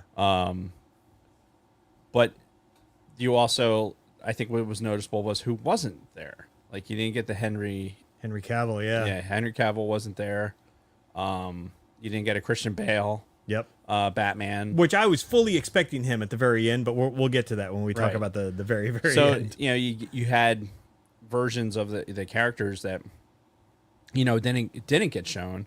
We're like, okay, all right, well, that's cool. That's a cool little fucking nuance to that, but it didn't really, like you said, it didn't have any effect on what was happening within that particular moment. It was just kind of like hey, check out what's going on over here. Yeah.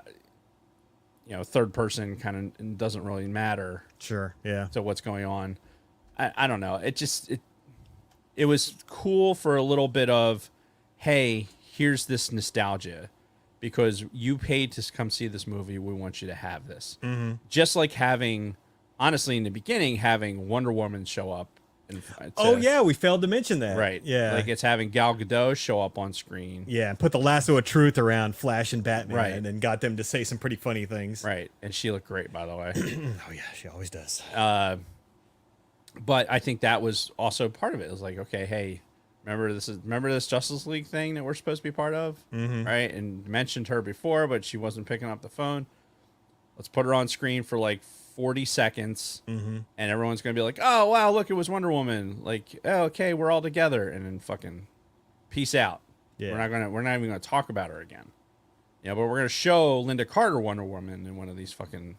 Did they show her? I thought we did see Linda Carter Wonder Woman. Okay, I thought we did. maybe. I might be making that up. I thought we did though. Somebody fucking Yeah. somebody tell me whether or not I'm making that up. And Wonder Woman. now, one thing I will say too is we did kind of gloss over the fact that Michael Keaton Batman dies in this big fight with Zod, Yeah. but I felt like it was if they were really going to kill him off, it wasn't a bad way to do it. Yeah. He died like going out fucking Yeah, guns a-blazing. I don't have a problem with him dying in this. Like, he wasn't supposed to exist anyway in the reality. So Yeah. if he's going to exist, why not have him? Okay, he's kind of getting the fuck beat out of him. Yeah. like you do. Mm-hmm. Because it's against Batman. Kryptonians. Yeah. Yeah, so he's going to fucking lose Yeah. because he's not a superhero. He's just a guy in a fucking suit. Yeah. But it was Michael Keaton, so that it was the Batman that we were used to. Like, they did everything that they were supposed to do by bringing Michael Keaton Batman into this. Mm-hmm. Like, let's focus on that for a second. Let's focus on the fact that like we saw everything that we were supposed to see with Michael Keaton as Batman. Mm-hmm. There was a couple of lines that fit, and there was a couple of lines they squeezed in there that were fucking arbitrary. They should have never been in the "Let's Like Get Nuts" thing. Exactly. I was thinking that was kind of the most forced line. Yeah, of all of it. that was too much. But there was a good subtle line when they're escaping with Supergirl and they're trying to get up that fucking elevator. And he's like, "How much do you weigh?" Yes. Because that's a callback to So when Kim Basinger lies about her fucking you weight. weigh a lot more than 108. Right. So yeah, they hit the marks with here's the Batcave, here's the Batmobile, here's the Batwing. We got just enough of the Danny Elfman Right. music mixed in. Yeah, and you heard it like distinctly. It was Yeah. just like and it wasn't over the top. I think what the irony is and what people like DC fans should be pissed off about is the fact that there was probably 25 minutes of this movie that proved that they could really do it. Yeah. That they could do it right. Mm-hmm. And the fact that then most of the time they don't Yeah. should piss you off. Yeah, and I love the fact that they had this mini new Justice League with the two Flashes, Supergirl, and Batman. Right. It's kind of like a team, and it was awesome. It was awesome seeing them go in and fucking fight the Kryptonians. Oh, I loved when they were like building the suit for the other Flash out of the Batman costume, spray painting it and sawing off the thing. and then it like goes to the one scene where he's got to saw off the bat ears, Yeah. and that got a good laugh. Yeah. Out of and when they were in the fucking jet and he's wearing the bat suit with the ears cut off and he looks over at the it's like pulled off to the side. yeah, which is a nice nod to the fact that Michael Keaton could never move his head in that fucking costume. Yeah. That was a fucking hilarious moment in that movie. And there was only a couple of those moments where it was like, oh wow, okay, you're doing it.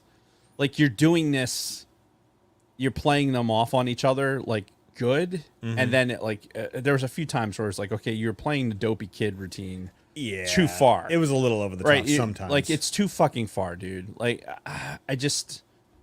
the novelty of it wore off for me very, very quickly, and I think it probably did for a lot of other people too. And I think that's why you get a lot of the fan base that is like, what's it get, like 67% on Rotten Tomatoes? Something like that, yeah. Yeah, it's not getting great reviews, but I think that's as much because maybe people's expectations were too high. But for me, for Dave, who showed up in the theater, who doesn't give a shit about superhero movies, and all I wanted to do was see Michael Keaton as Batman, they did I think they did a really good job of showing me Michael Keaton as Batman. I just think that they did. Yeah. There's no reason to besmirch them on that point. I think killing him off was appropriate. Yeah. Yeah, but there was a couple of lines that were a little bit but yeah, for the most part, they did it right. They didn't give him the Last Jedi treatment where they shit all over him, like pissed all over his character, made him just like a fucking ineffective nothing, and then killed him. No, he was Batman up until the point where he died. Dude, sidebar.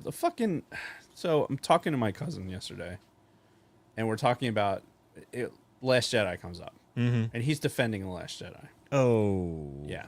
This is Rick? Yeah. He's not invited to the get together. No, he's definitely coming because he needs to be part of the round table. All right, fine. But there's like the so he's basically talking about I'm trying to remember exactly like the points he was trying to make about I was talking about the Mary Poppins Leia thing, and he was trying to justify it with like expanding universe stuff and everything else. I'm like, hang on a second. I don't know why I'm going in the sidebar, but it's happening. Mm-hmm. The Last Jedi will do that. I was like, hang on a second. Like the like the stuff that was happening on screen that while Leia as a Jedi could have potentially had been doing, like to save herself in the Force and use the Force and then be able to pull herself back. Like the way they represented it though was not actually what was like not.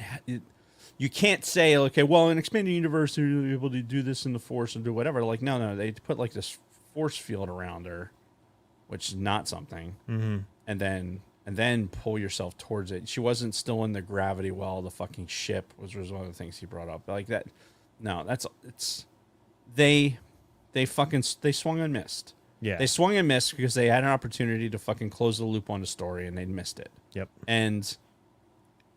One of the, I say that because with this thing with the Flash, with having Michael Keaton Batman in there, instead of trying to drag this character out to be like, oh, maybe he'll be in another movie. Like, no, he died. Yeah, they were in this alternate reality. He died. That's it. Yeah, it should never come up again. It was great to see him. I think it was really cool to have it there. It was cool to have the nostalgia of it. But it's over. Yeah, we can close the book on on Michael Keaton Batman and be fine with it. Yes, because I never needed it in my life before. The fact that it got opened back up was like, okay, you could really fuck this up. And they didn't. And I'm pleasantly surprised about that. Now, does that make this a good movie? I have to say no. It doesn't make it a good movie. However, like I said in the beginning, I was entertained. There were entertaining moments of this movie. Yep. Like again, being an objective non-superhero, fan guy, I went into it with this expectation. My expectation was met, and I was overall entertained. That's that's all you need, right? That's exactly what I wanted. Yeah. And will I see it again in the theater? No, absolutely not. I don't need to. Did I need to see it in the 4DX experience? Probably not. I don't think that there was enough. Like, it turned into a lot of rumbling. It wasn't, maybe if there's more flying or something. I don't know. Yeah. It was just a lot of me getting the shit shaken out of me.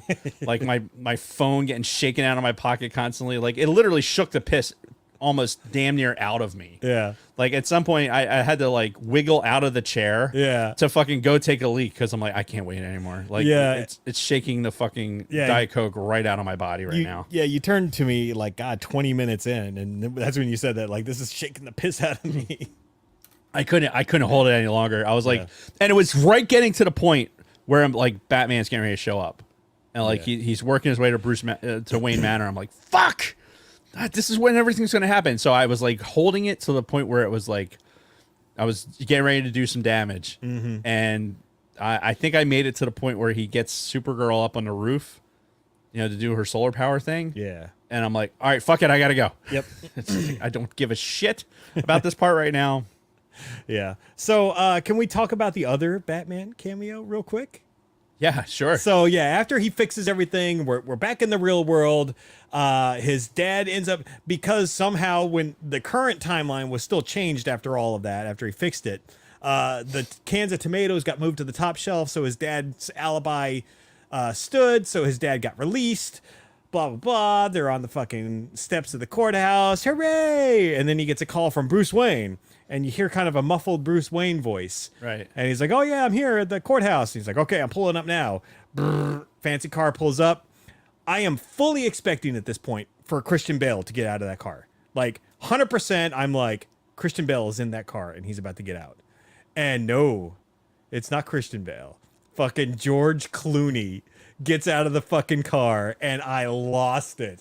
That was fucking hilarious. And so you were expecting somebody different. I was not. I wasn't expecting anybody different. I just expected it to be fucking Ben Affleck. Yeah. I wasn't expecting I just wasn't. I didn't have the imagination to think that they would do something like that. Yeah. So when it was Clooney, and then he goes like, "Who the fuck are you?" yeah, so we get our F-bomb. Yep. We get our PG-13 F-bomb. Yep. Right there at the end. Yeah, he was like, "Who the fuck are you?" And then he's like, "No, I think he goes, what the fuck is this?" Yeah, Right? yeah. And then he walks up to him and he's like, "You're not Batman."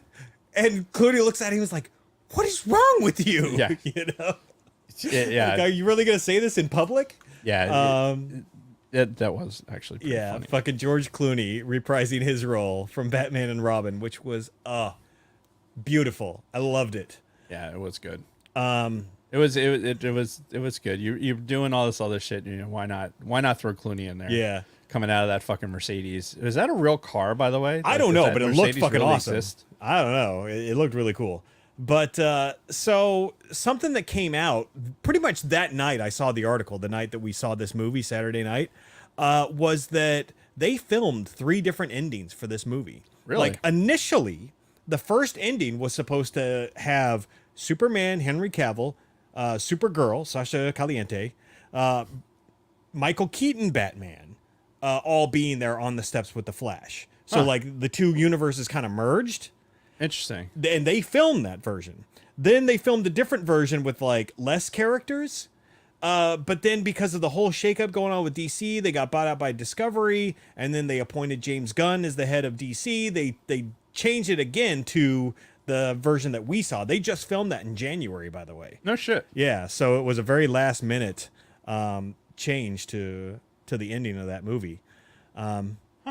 But yeah, that was it. And then we got a fairly disappointing post-credit scene with him and Aquaman being like pissed drunk.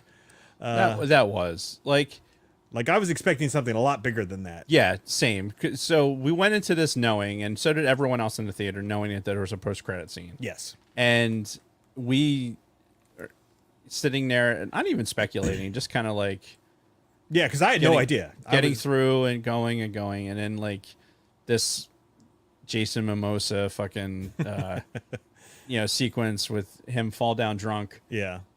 It's like Sorry, Chantal's talking about wanting to fuck a car. yeah.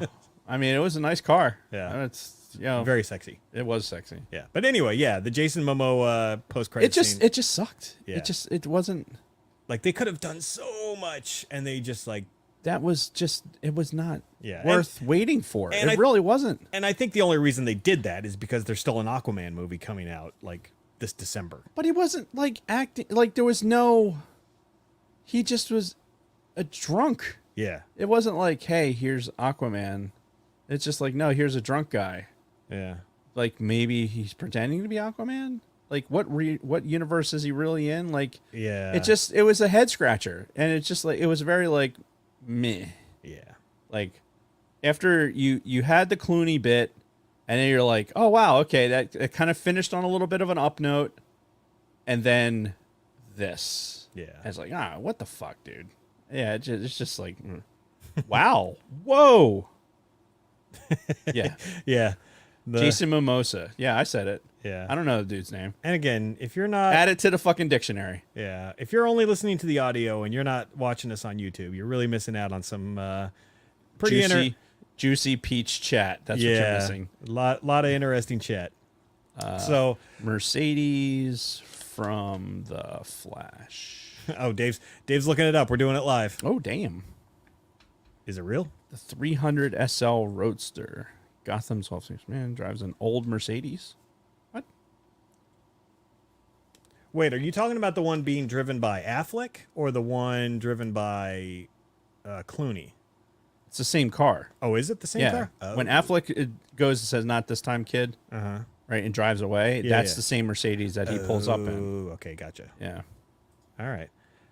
So anyway, before we close this up, I had some likes and dislikes that I wanted to go through. Yeah, do it. All right. So first of all, likes. I love the humor in this. I thought that they did a really good job of balancing the humor. There was some over the top stuff, like you said, with Flash 2.0, but I loved the whole Back to the Future talk that they had with the fucking Eric Stoltz is Marty McFly. Yeah. Because, for people who may not know, Eric Stoltz was originally cast as Marty McFly, and they filmed like half the movie with him. Before they had to recast him with Michael J. Fox. But in this universe, he stayed as Marty McFly. The one guy had his Marty McThigh tattoo that he showed off. In that same sequence where they were talking about that, they were talking about fucking Top Gun. And he's like, yeah, the one with all the gay people flying the fighter pilots. Which I thought was volleyball. Fucking hilarious. Yeah. And he said it wasn't Tom Cruise, it was somebody else. Yeah, because they kept getting all the like Kevin Bacon or something. Yeah, it was Kevin Bacon. Yeah, so like they kept swapping all the actors in the different movies, but it was so fucking funny. And then like I just loved the gay fighter pilots, playing volleyball on the beach. I'm like, yes, because Top Gun is a gay love story at its heart. All right, we already talked about the cameos, talked about Nicolas Cage, talked about Keaton, Sasha Calle as Supergirl. I like. All jokes aside about how fucking smoking hot she is and how good she looked in the super suit, like I liked her character in the movie, the Supergirl character, how she was sent to sort of watch over Kal-El, and unfortunately Zod got to the baby before she did. Right. But yeah, no, I really liked her character, and it was a shame she died because I could totally get down with them doing future movies with her. I just like the idea. Supergirl. I like the idea of. And it highlights the fact that I really need to watch that show about the superheroes that fucking use their powers for bad. Oh, the one on Netflix, The Boys? The Boys. Yeah, I haven't seen that either, Yeah. but I want to. It's on my list. I do want to watch that because she's not like she has the powers, but also is like not. Yeah, she doesn't give a fuck. She's like, I'm not fuck you. Like I had a job to do here, and like protecting people and doing this other shit. No, I just want to fucking kill that guy. Yeah. Like that's all I fucking care about. And just absolutely letting rage and fucking just aggressiveness and Sith. She was a fucking Sith. Yeah, the She was a opposite Kryptonian Sith. Yeah. But, still again, not using her powers for evil, but also giving into the anger and the hatred. Evil. So yeah. Give into your hatred. Yep. It makes you powerful. Other likes was the fact that it was not an origin story per se, but it Until it got to the origin story. yeah. It was an origin story, though. Like you say that, but it was an origin story. Right, but again, It was an orange story. It didn't start off with him just being a normal guy, and then one day in the office he gets fucking zapped by lightning and splashed by chemicals, and now he's the Flash, and he's got it waited an hour into the movie to get him splashed by chemicals Right. and then fucking shoot him with lightning. Why does he get shot? Why does he live for getting shocked by lightning at Wayne Manor when Supergirl carries him up into the fucking thing? Well, he still had the chemicals on him. Because the chemicals splashed on him. Is that what prevented him from dying? Yeah, it was the combination of the lightning and the chemicals. Weren't you paying attention, Dave?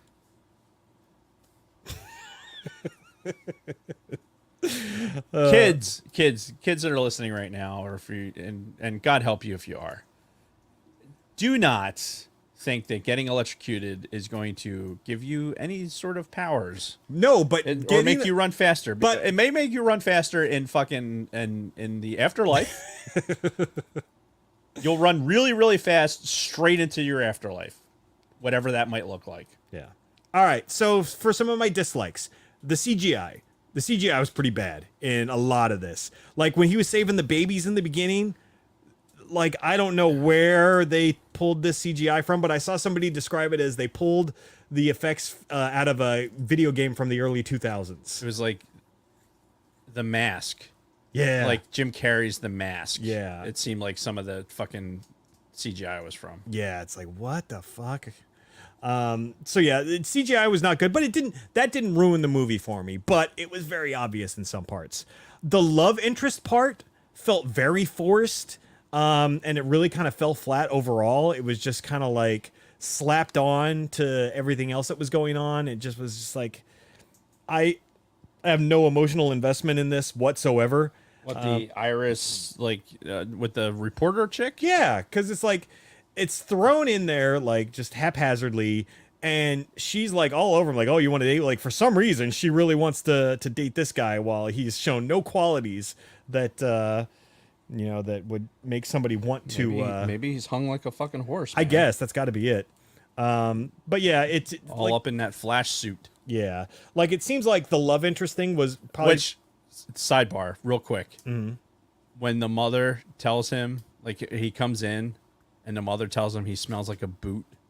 Oh yeah, it was actually pretty funny because he was just in the suit for Yeah. so long. I was like, oh, that's actually pretty good. Really seals in the flavor. Really. I felt it was fairly predictable, like I talked about, because they showed way too much of this movie in the fucking trailers and the TV spots. Right. Way too much. Because, as fans, like, we know it for when Star Wars stuff comes out. We fucking overanalyze every fucking frame of those trailers. Facts. So when you put this much of the fucking movie into the thing, you can piece together exactly what happens, and that's exactly what happened. I already mentioned the no involvement from all the multiverse heroes at the end, and then I got Supergirl, no, because she died, and that was sad because I like Sacha Kali as Supergirl. But that was it. That was my likes and dislikes, and that was kind of our overall thoughts on the movie. I would say to anybody who's still listening who hasn't seen it, go see it. It was fun. But yeah, that's that. Yeah, just keep your expectations low. That's all. Yeah. Like if you're going to be entertained. It was entertaining. It was. I thought it was entertaining. Now the other bit with that actor, with the Ezra Miller kid, and all the other shenanigans. I know there's people like protesting because of him avoiding like being arrested or some shit. Like I guess there's cover-ups and there's all this other craziness. Yeah, I mean like, that's outside of our. Like I can't speak to any of that. Yeah. I mean that's your own, like you're gonna have to. That's your own personal politics. Yeah, and I mean, quite frankly, there are people in Hollywood who have done far worse. Yeah, in and the just haven't past. been caught. Yeah, or have been caught and just ended up not serving much time, if any at all, or just moved to a different country after he fucked a bunch of kids. Right. Whatever. So All I'm saying is that I don't know anything about that. I didn't know anything about it before I went and saw the movie, which is why I was so surprised when after I saw it that people were talking about it, and I was like, Yeah. I have no idea who this kid even is. Yeah. Let alone, I put in Ezra Miller in Google when I heard that there was like some scandal or whatever, and the stuff popped up, and I'm like, oh, okay, wow, how did I not hear about this? Like being in kind of a pop culture podcast, like how do we not like talk about this at all? But then I realized, oh, well, we don't dwell on bullshit. Yeah, and we don't talk about superhero stuff much. Right. On the show So either. I'm not that any of the allegation or bullshit. I'm just talking about like, why talk about that when there's so much fun stuff to talk about? Because who wants to talk about bad downer stuff? Yeah. Honestly. Now, if he was a Star Wars actor, we probably would have covered it at length. Probably. But thankfully, But even then, it's like, how much bad vibing do you really want to do in a fucking 2 hour span, 2 hour, 8 minute span, something like that. Anyway. All right. So that's that. Any That is last that. words? It is a Mercedes Maybach 6 concept car. It was first revealed in 2016. The Vision Mercedes Maybach 6 concept boasts a 19-foot long coupe body, can produce 750 horsepower via electric motors with a range of 200 miles on a single charge. So yeah, Nice. so it's not like it's a brand new vehicle. It's kind of been around, but it's slicker than whale shit, man. It was a good looking vehicle. Yeah. Yeah, it was. That there's an RV. It's a good looking vehicle. Well, don't get too attached to it. It's gonna be leaving here. What now? Well, I think there is only one thing left to do, and that would be Ms. Lopez. Hey! Why you knock so loud? I just had to make sure you heard. And speaking of you hearing things like this whole thing with the escape pod guys, this is getting a little bit out of hand, quite frankly. Oh yeah. Yeah, it's getting out of hand because I saw the most disturbing thing I've ever seen in my life today. Oh yeah. When I saw your face superimposed on a human body, the Lunar Girl to be exact. My face on Lunar Girl? Yes. And I Doing what?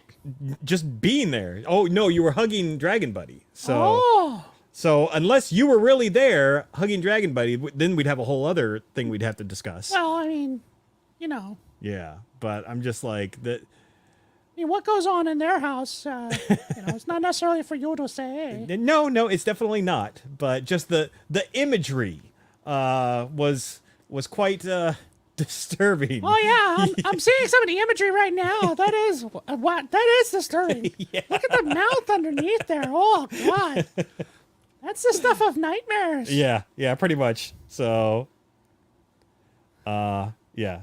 So anyway, I just wanted to bring that up because this is getting crazy. Like these guys and their accusations, their photoshopping. It's we had the propaganda conversation, yeah. and yeah, that's what it is. It's propaganda, Mm-hmm. and they're good at it. Oh, they are. Yeah, they should be like working for some the elector guys.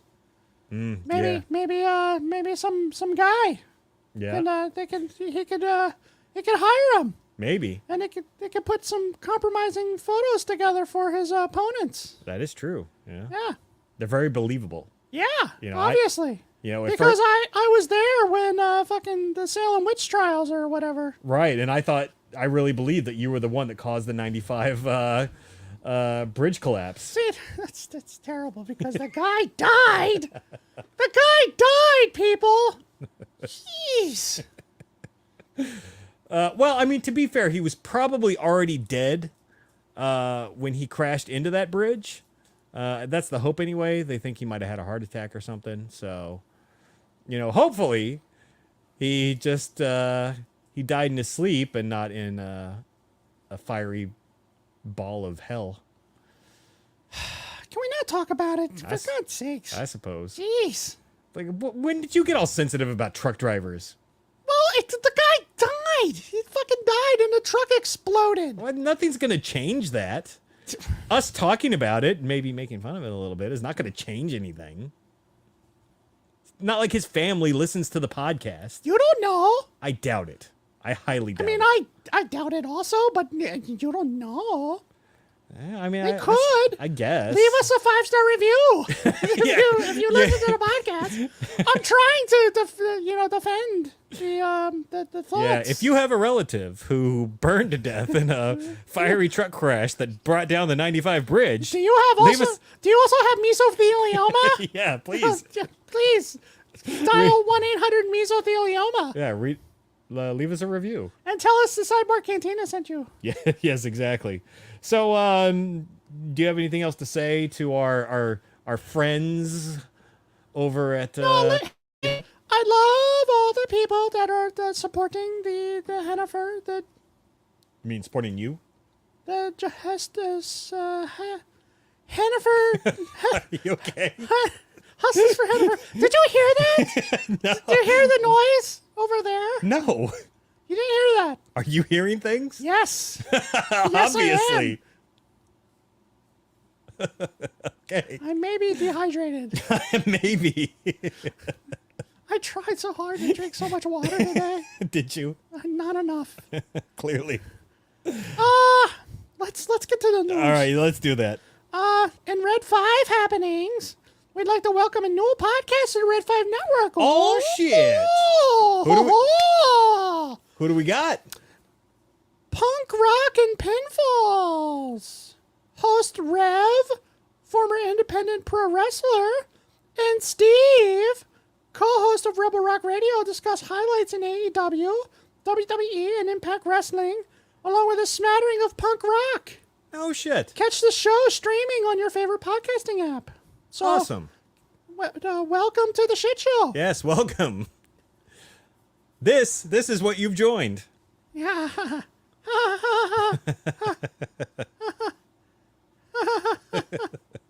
Are you okay over there? No. Yeah, I didn't think so. No, I know I'm not. You're having a bad hair day today. I am having a bad hair day. It's the humidity. Oh, yeah, it does that. Yeah. So, I feel like you would know. At 8:30 p.m. Eastern, slide into the live chat of Pop My Culture where Shanti and Josh hosting their Sticky Spot review. Ew, gross.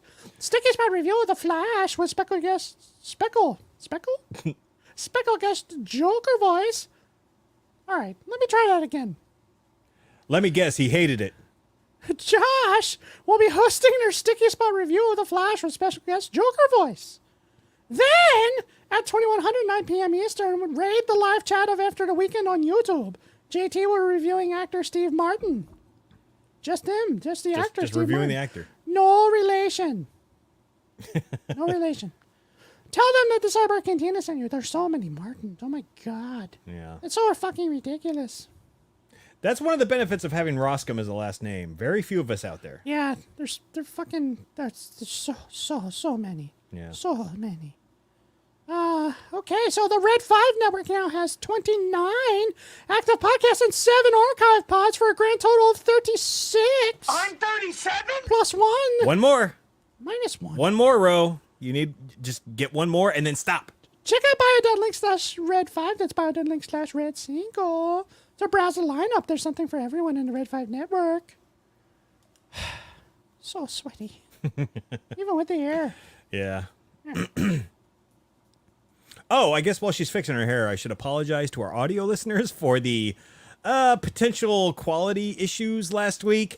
We had a little technical issue with the audio last. What, a technical issue? Oh, hey, Dave's back. Yeah, It was a technical issue? Yeah, Hennifer had to step out for a second. Yeah, no, the technical issue was I forgot to push a button. But we made it happen. Thankfully, you got an audio episode at all because it almost didn't happen. So There would have been 16 seconds of Jason going, oh, fuck. pretty much. Because that's what happened. When he hit the end recording button after last week, he went, oh, fuck. And that was it. That's the episode. Like, Jason. Episode 297. Oh, fuck. do, do, do, do, do. It would have been our most downloaded episode. Okay, I'm back. Oh, hey, she's back. Boy, I think you just need to stop trying with the hair. It's not happening It's this so week. bad. It's so bad today. Yeah, now it's all flat. Shut up, you fucker. I'm just saying, you've had better Don't days. make me kick you in the nuts. I'd prefer you not. I will kick you in the nuts. Would, in the nuts. would you kick this guy? Would you No, kick this little not guy? him. Hello. He's adorable. Yes, he is. Oh my God, I can't stop looking at this. That's the whole point. Yep. Okay. Cantina family happenings. Let me scroll up here. Yep, there it is. Tomorrow, Use and Abuse will be discussing Disney's Excellent 8.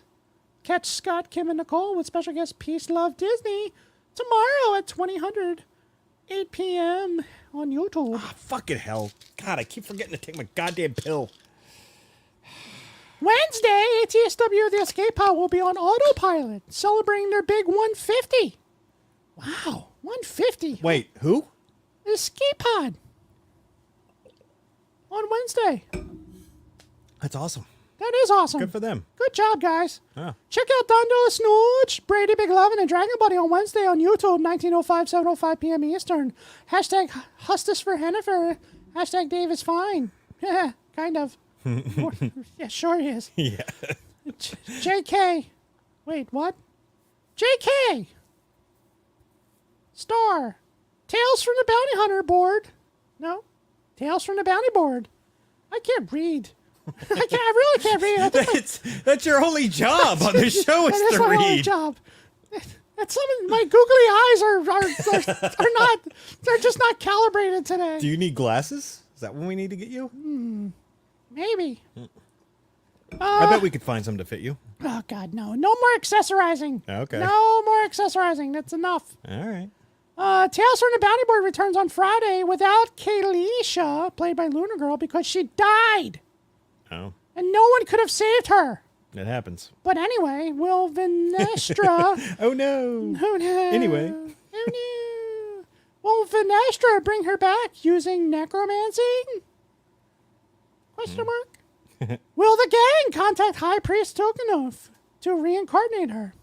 Will High Princess Sprinkles honor her with a sexy new funeral pole dance? Tune in to the Red 5 Network, Red 5 Tavern on Friday night at 2100, 9 p.m. Eastern on YouTube to find out. I feel like that should be read in a different voice. Maybe next week. Oh, like you not being here? No. Like somebody else should read that one. Oh, okay. Like in a more announcer voice. Oh, gotcha. You know what I mean? Yep. Indeed, I do. On Saturday, Stranger Things Happened returns from their hiatus with season... Are you okay?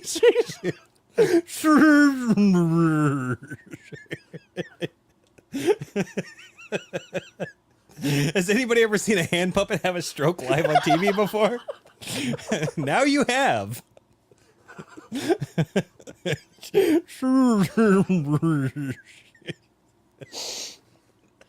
have no idea how hard this is.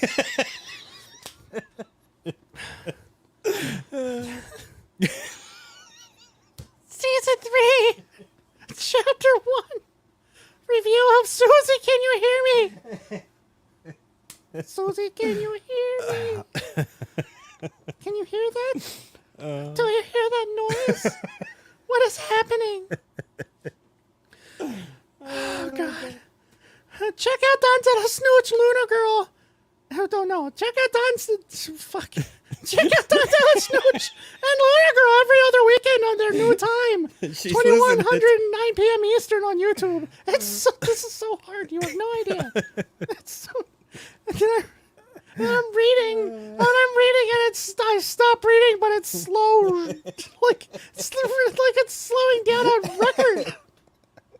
Legitimately, it's like my brain has already stopped, but my mouth's slow. It's just so ridiculous. Reunited, and it feels so good. Sweet Studios just got his teen guitar back. I fucking saw that. That is awesome. Yeah, that was really cool. Yeah. Follow his journey on the socials as he gives his old girl some love. Yeah, it's Sweet Studios on the IGs. Yeah, that's pretty cool. Fucking Yeah, gets his old high school guitar back. the OG. Yeah, that's fucking great. It reminds me of my the G.I. Joe thing with me. How Yeah. I reacquired my What? my old G.I. Joes. No, your voice just kind of had a weird. There we go. Yeah. You know, a little Primatine might just help to clear that up there. Yeah, no, they don't even make that shit anymore. Yeah. I think kids were getting high because of it. Damn, I missed out. Yeah, no shit. Oh well. There's a jingle for that I can't remember. Layman Sturbs did not release anything new on YouTube this past weekend, but give him a sub on YouTube for your primary source of ignorance and drunken banter. The Orange and Fit Show released episode 81, Ranking Meat. Damn, they're getting close to 100. This past Friday. Find their podcast on Spotify and Apple. Ranking Meat. Like liverwurst over... tri-tip versus, Yeah. you know, New York strip versus like T-bone. over... All right, I'd like to see how they pull that one off. Yeah, let's see that. I'm all about it. Unless they're just gonna like do dick. Oh my measuring. God, there's so much more shit. Well, hurry up because we're running out of time. Oh my God. You can find us. Ready? It's gonna go fast. At bio.link / the Sidebar Cantina, where you'll find our links to Patreon, YouTube, the audio podcast on Apple, Audible, Spotify, and all social media platforms, including Twitter, Instagram, and Facebook. Twitch, which isn't used much, and TikTok, where LG posts funny clips of the show and video gaming clips. You can also find our Spotify music mixtape with our music life, because music is life, and you know this. Our Discord community is growing, and now we have a ladies-only lounge. Oh, I didn't even know that. Why am I not in the ladies-only lounge? That's a good question. You should be. Son of a bitch. I mean, if anybody should be in there, it's you. There is a Hennifer server. Have you? Yeah. Have you made your social media yet? No, God, no. What do I have time for that? I don't know. Tell Dave to stop playing golf so much and make you some social media. You got to get out there. You got to get that face out there. Anyway, carry on. Yeah, that face. Yeah, that face. Yeah, Spotify music, active ladies on the ledge, blah, blah, blah, blah. Apparently, Chantal didn't know that either, that there was a ladies only lounge. Son of a bitch. Yep. See? See what happens?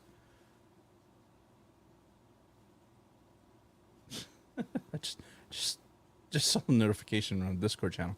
Also in our bio link is our T-Public merch shop, which was mentioned earlier, but we have our F Cancer and Jason Rose design. Show the pillow. Show the tiny pillow. So smell. The super sexy Twi'lek Sidebar chick and our beloved Hannaford design. That's me. It's also worn by our That's a good shot. our Vader over here. Look at that. Look at that.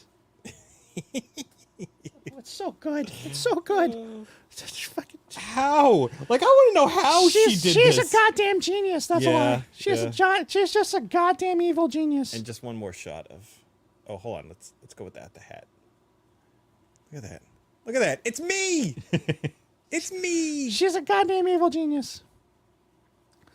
Big Brady Big Levin was wearing From a Gen X Point of View shirt on his live stream as he badmouthed me this past Wednesday. Mm-hmm. There are t-shirts, hoodies, tote bags, phone cases, exclusive stickers, and pants, wallets, magnets, notebooks, laptop cases, pillows. Not that size. That's special, but you know the regular size one that is somewhere in this room. Which, if people need want a in-person example, it will have the Jason Rose pillow at the get-together. At Celebration. Yes. Just about anything you can imagine. Make sure you tag us in the socials with your Sidebar merch reviews. We have a new review. This is another Audible review. Yes. And it comes from Shantytown. Wonder who that is.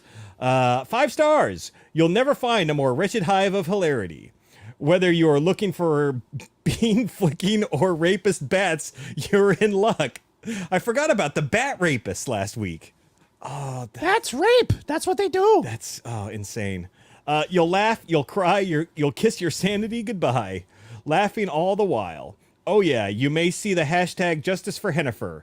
Real justice for Hennifer would be a firing squad. Jesus Whoa, Christ. wow. That's strong words from the chanty. Yeah, so The thank you again, shanty. Shantytown. Shantytown. Don't wow. know who that is. Unconfirmed. Thank you for the 5-star review. Yes. And no, we'll avoid the firing squad. Thank you very much. Unless that's an analogy for something. That might be an analogy for something. I wouldn't want to be involved in Oh, that. yeah, I don't think I'd want to be either. Honestly. It's a little much. Are you done? No. Okay. I had something for that, but it's gone. Okay. It was gross. Yeah, no matter what, it was gross. I'd rather not think It was about definitely going to be gross. Yeah, it Hannah was for like Bukaki. It's like, nope. Rule 34 gross. Luna Girl wants to remind everyone, please DM us when you leave a review so she can throw some swag your way. She doesn't know a lot of the users' names on audio. She doesn't know a lot of your usernames on Audible, so you need to help her. Please rate us a 5-star review on Apple or Audible. Don't have an Audible account or an Apple account. Our Facebook page, our review feature too. Just screenshot your review before you hit done. DM us a pic on Instagram or Twitter. This is your chance to tell us your thoughts on the show. Hannaford Lopez, that's me. Or Hank or Edith or Mama. Or somebody fun will read your review word for word on our next show. Or even Jason, who's not fun when he reads the review. But What? he'll read it. Word for word. If you're listening to us on audio, please consider joining us in the live chat on Mondays. The chat is most definitely where it's at, especially for bean flicking, bat raping, peaches, and whatnot. Yes. The chat is definitely where it's at. And if you are new to Sidebar, please subscribe, flick that bean, and select all to receive notifications when we go live. Remember to hit that like button. It really helps us out. And that's it. All right. I'm done. I'm about to lose an eye. All right. Well, thank you again. It was fun. It's so hot. And yeah, we'll Sure. we'll see you next week. Goodbye, Oh, God. everyone. Oh my God. Is Dave back? No. Okay. Oh my god. So you never returned my text last night. We have to talk about next week. Our topic. That was last night? Yeah. Yeah, what are we supposed to be doing? So we were supposed to be doing Jedi Survivor. Yeah, but some smack ass isn't fucking Yeah, I still doing his bit. I still haven't even bought the game. You So are an ass. So we need to Audible. I have one potential possibility. Okay. Would you want to do the book that takes place between Fallen Order and Survivor? The audiobook is 10 hours, which I could get through that in a week. Yeah, I haven't read it, so sure. Okay. So we'll do that. Do the audiobook. Yeah. All right. For what's the book called again? Probably Jedi Survivor. Jedi Survivor book. Survivor. No, that's not what I want. Battle Scars. Star Wars Jedi Battle Scars is what we're talking about next week. The book that takes place between Fallen Order and Survivor. And then one of these days in the future, we'll do Survivor when I can actually buy and play the game. Which should be soon. The game is so fucking good. I know. God, I have so much fun. I've got there's a lot going on in the world of Jason these days.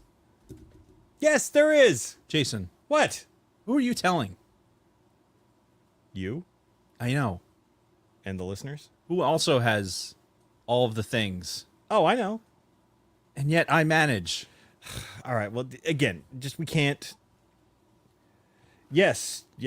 Thank you, Lunar Girls. Star Wars Jedi Battle Scars. So we're audibling. So sorry for the last minute change. But it's a Star Wars topic. So. Yes. Hooray. And it's our 299th, and then our 300th episode is in not 2 weeks. No, because we 3 have weeks. we have vacations coming. Yes, we've got the July 4th break, so July 10th will be our 300th episode. Which will, Holy shit. yes, it'll be a lot of reminiscing and a lot of Star Wars talk, I'm sure. Yes. So that is the end of the show. Thank you everybody for sticking with us in the YouTube chat. Thank you to all of our audio listeners. We love you all, and especially thank you to all of our patrons.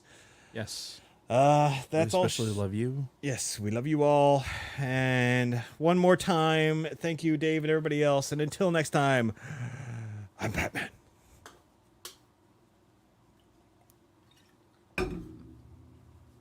Okay, now what do I click? Very good. All right. It worked this time. Hooray! Yeah. We have a recording. Yes. Do you want it? Yes. All right. There you are. I will take that. I give you Excalibur. Oh my God. So Mini Jason is going to be fighting a Praetorian Guard, I think. But I feel like I need an even bigger villain or hero for me to be fighting, in a display. Dude, I want to get a display case that has like a light in it. Oh, So that it can be seen all the time. Well, that would be fine. Maybe if Kristen wants to do that for the next gift-giving occasion. I don't know. But for now, I think I'm going to fight a Praetorian Guard. Oh, this is so awesome. We need to take. I'll take pictures of it before I leave. and Yes, please. I'll send them to Lunar Girl. I think I'm going to take this to work tomorrow. You and should. and show my coworkers. Yeah. Yeah. It's fucking awesome. Yeah.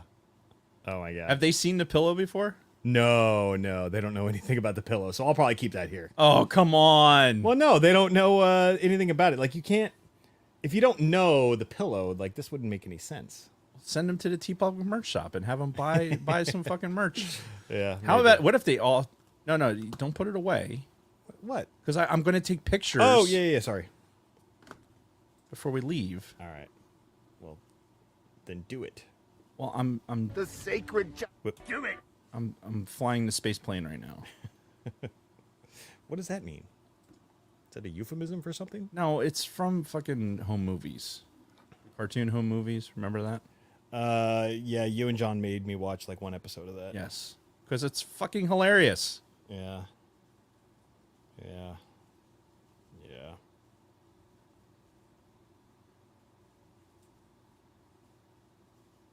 Verizon, my bill notification. How about you take the money out of my account for the last fucking bill, assholes? I hate how they take for fucking ever when you do auto payments. That's why I hate auto payments, by the way. Because you're doing it on their schedule. I like to pay the shit and have it out of my fucking account so it's not fucking there anymore. Right? Instead of like, okay, I know in like 8 more days they're gonna take out this fucking $300 for my cell phone bill. What's happening? I don't know. I don't want to move that folder. I don't even understand what you're doing. I'm trying to move one thing to another, and it's. We're still live, by the way. Yes, we are. Should I make us not live anymore? I'm just reminding you. We are in fact still live. Yes. All right. Well, I guess I'll end the live stream now. Yes, because I'm going to shut off my computer here in. All right. So we're going down. Thanks, guys. We'll see you next week. Episode 299. 299. Are Jedi you out of your battles. mind? Jedi Battle Scars. And we're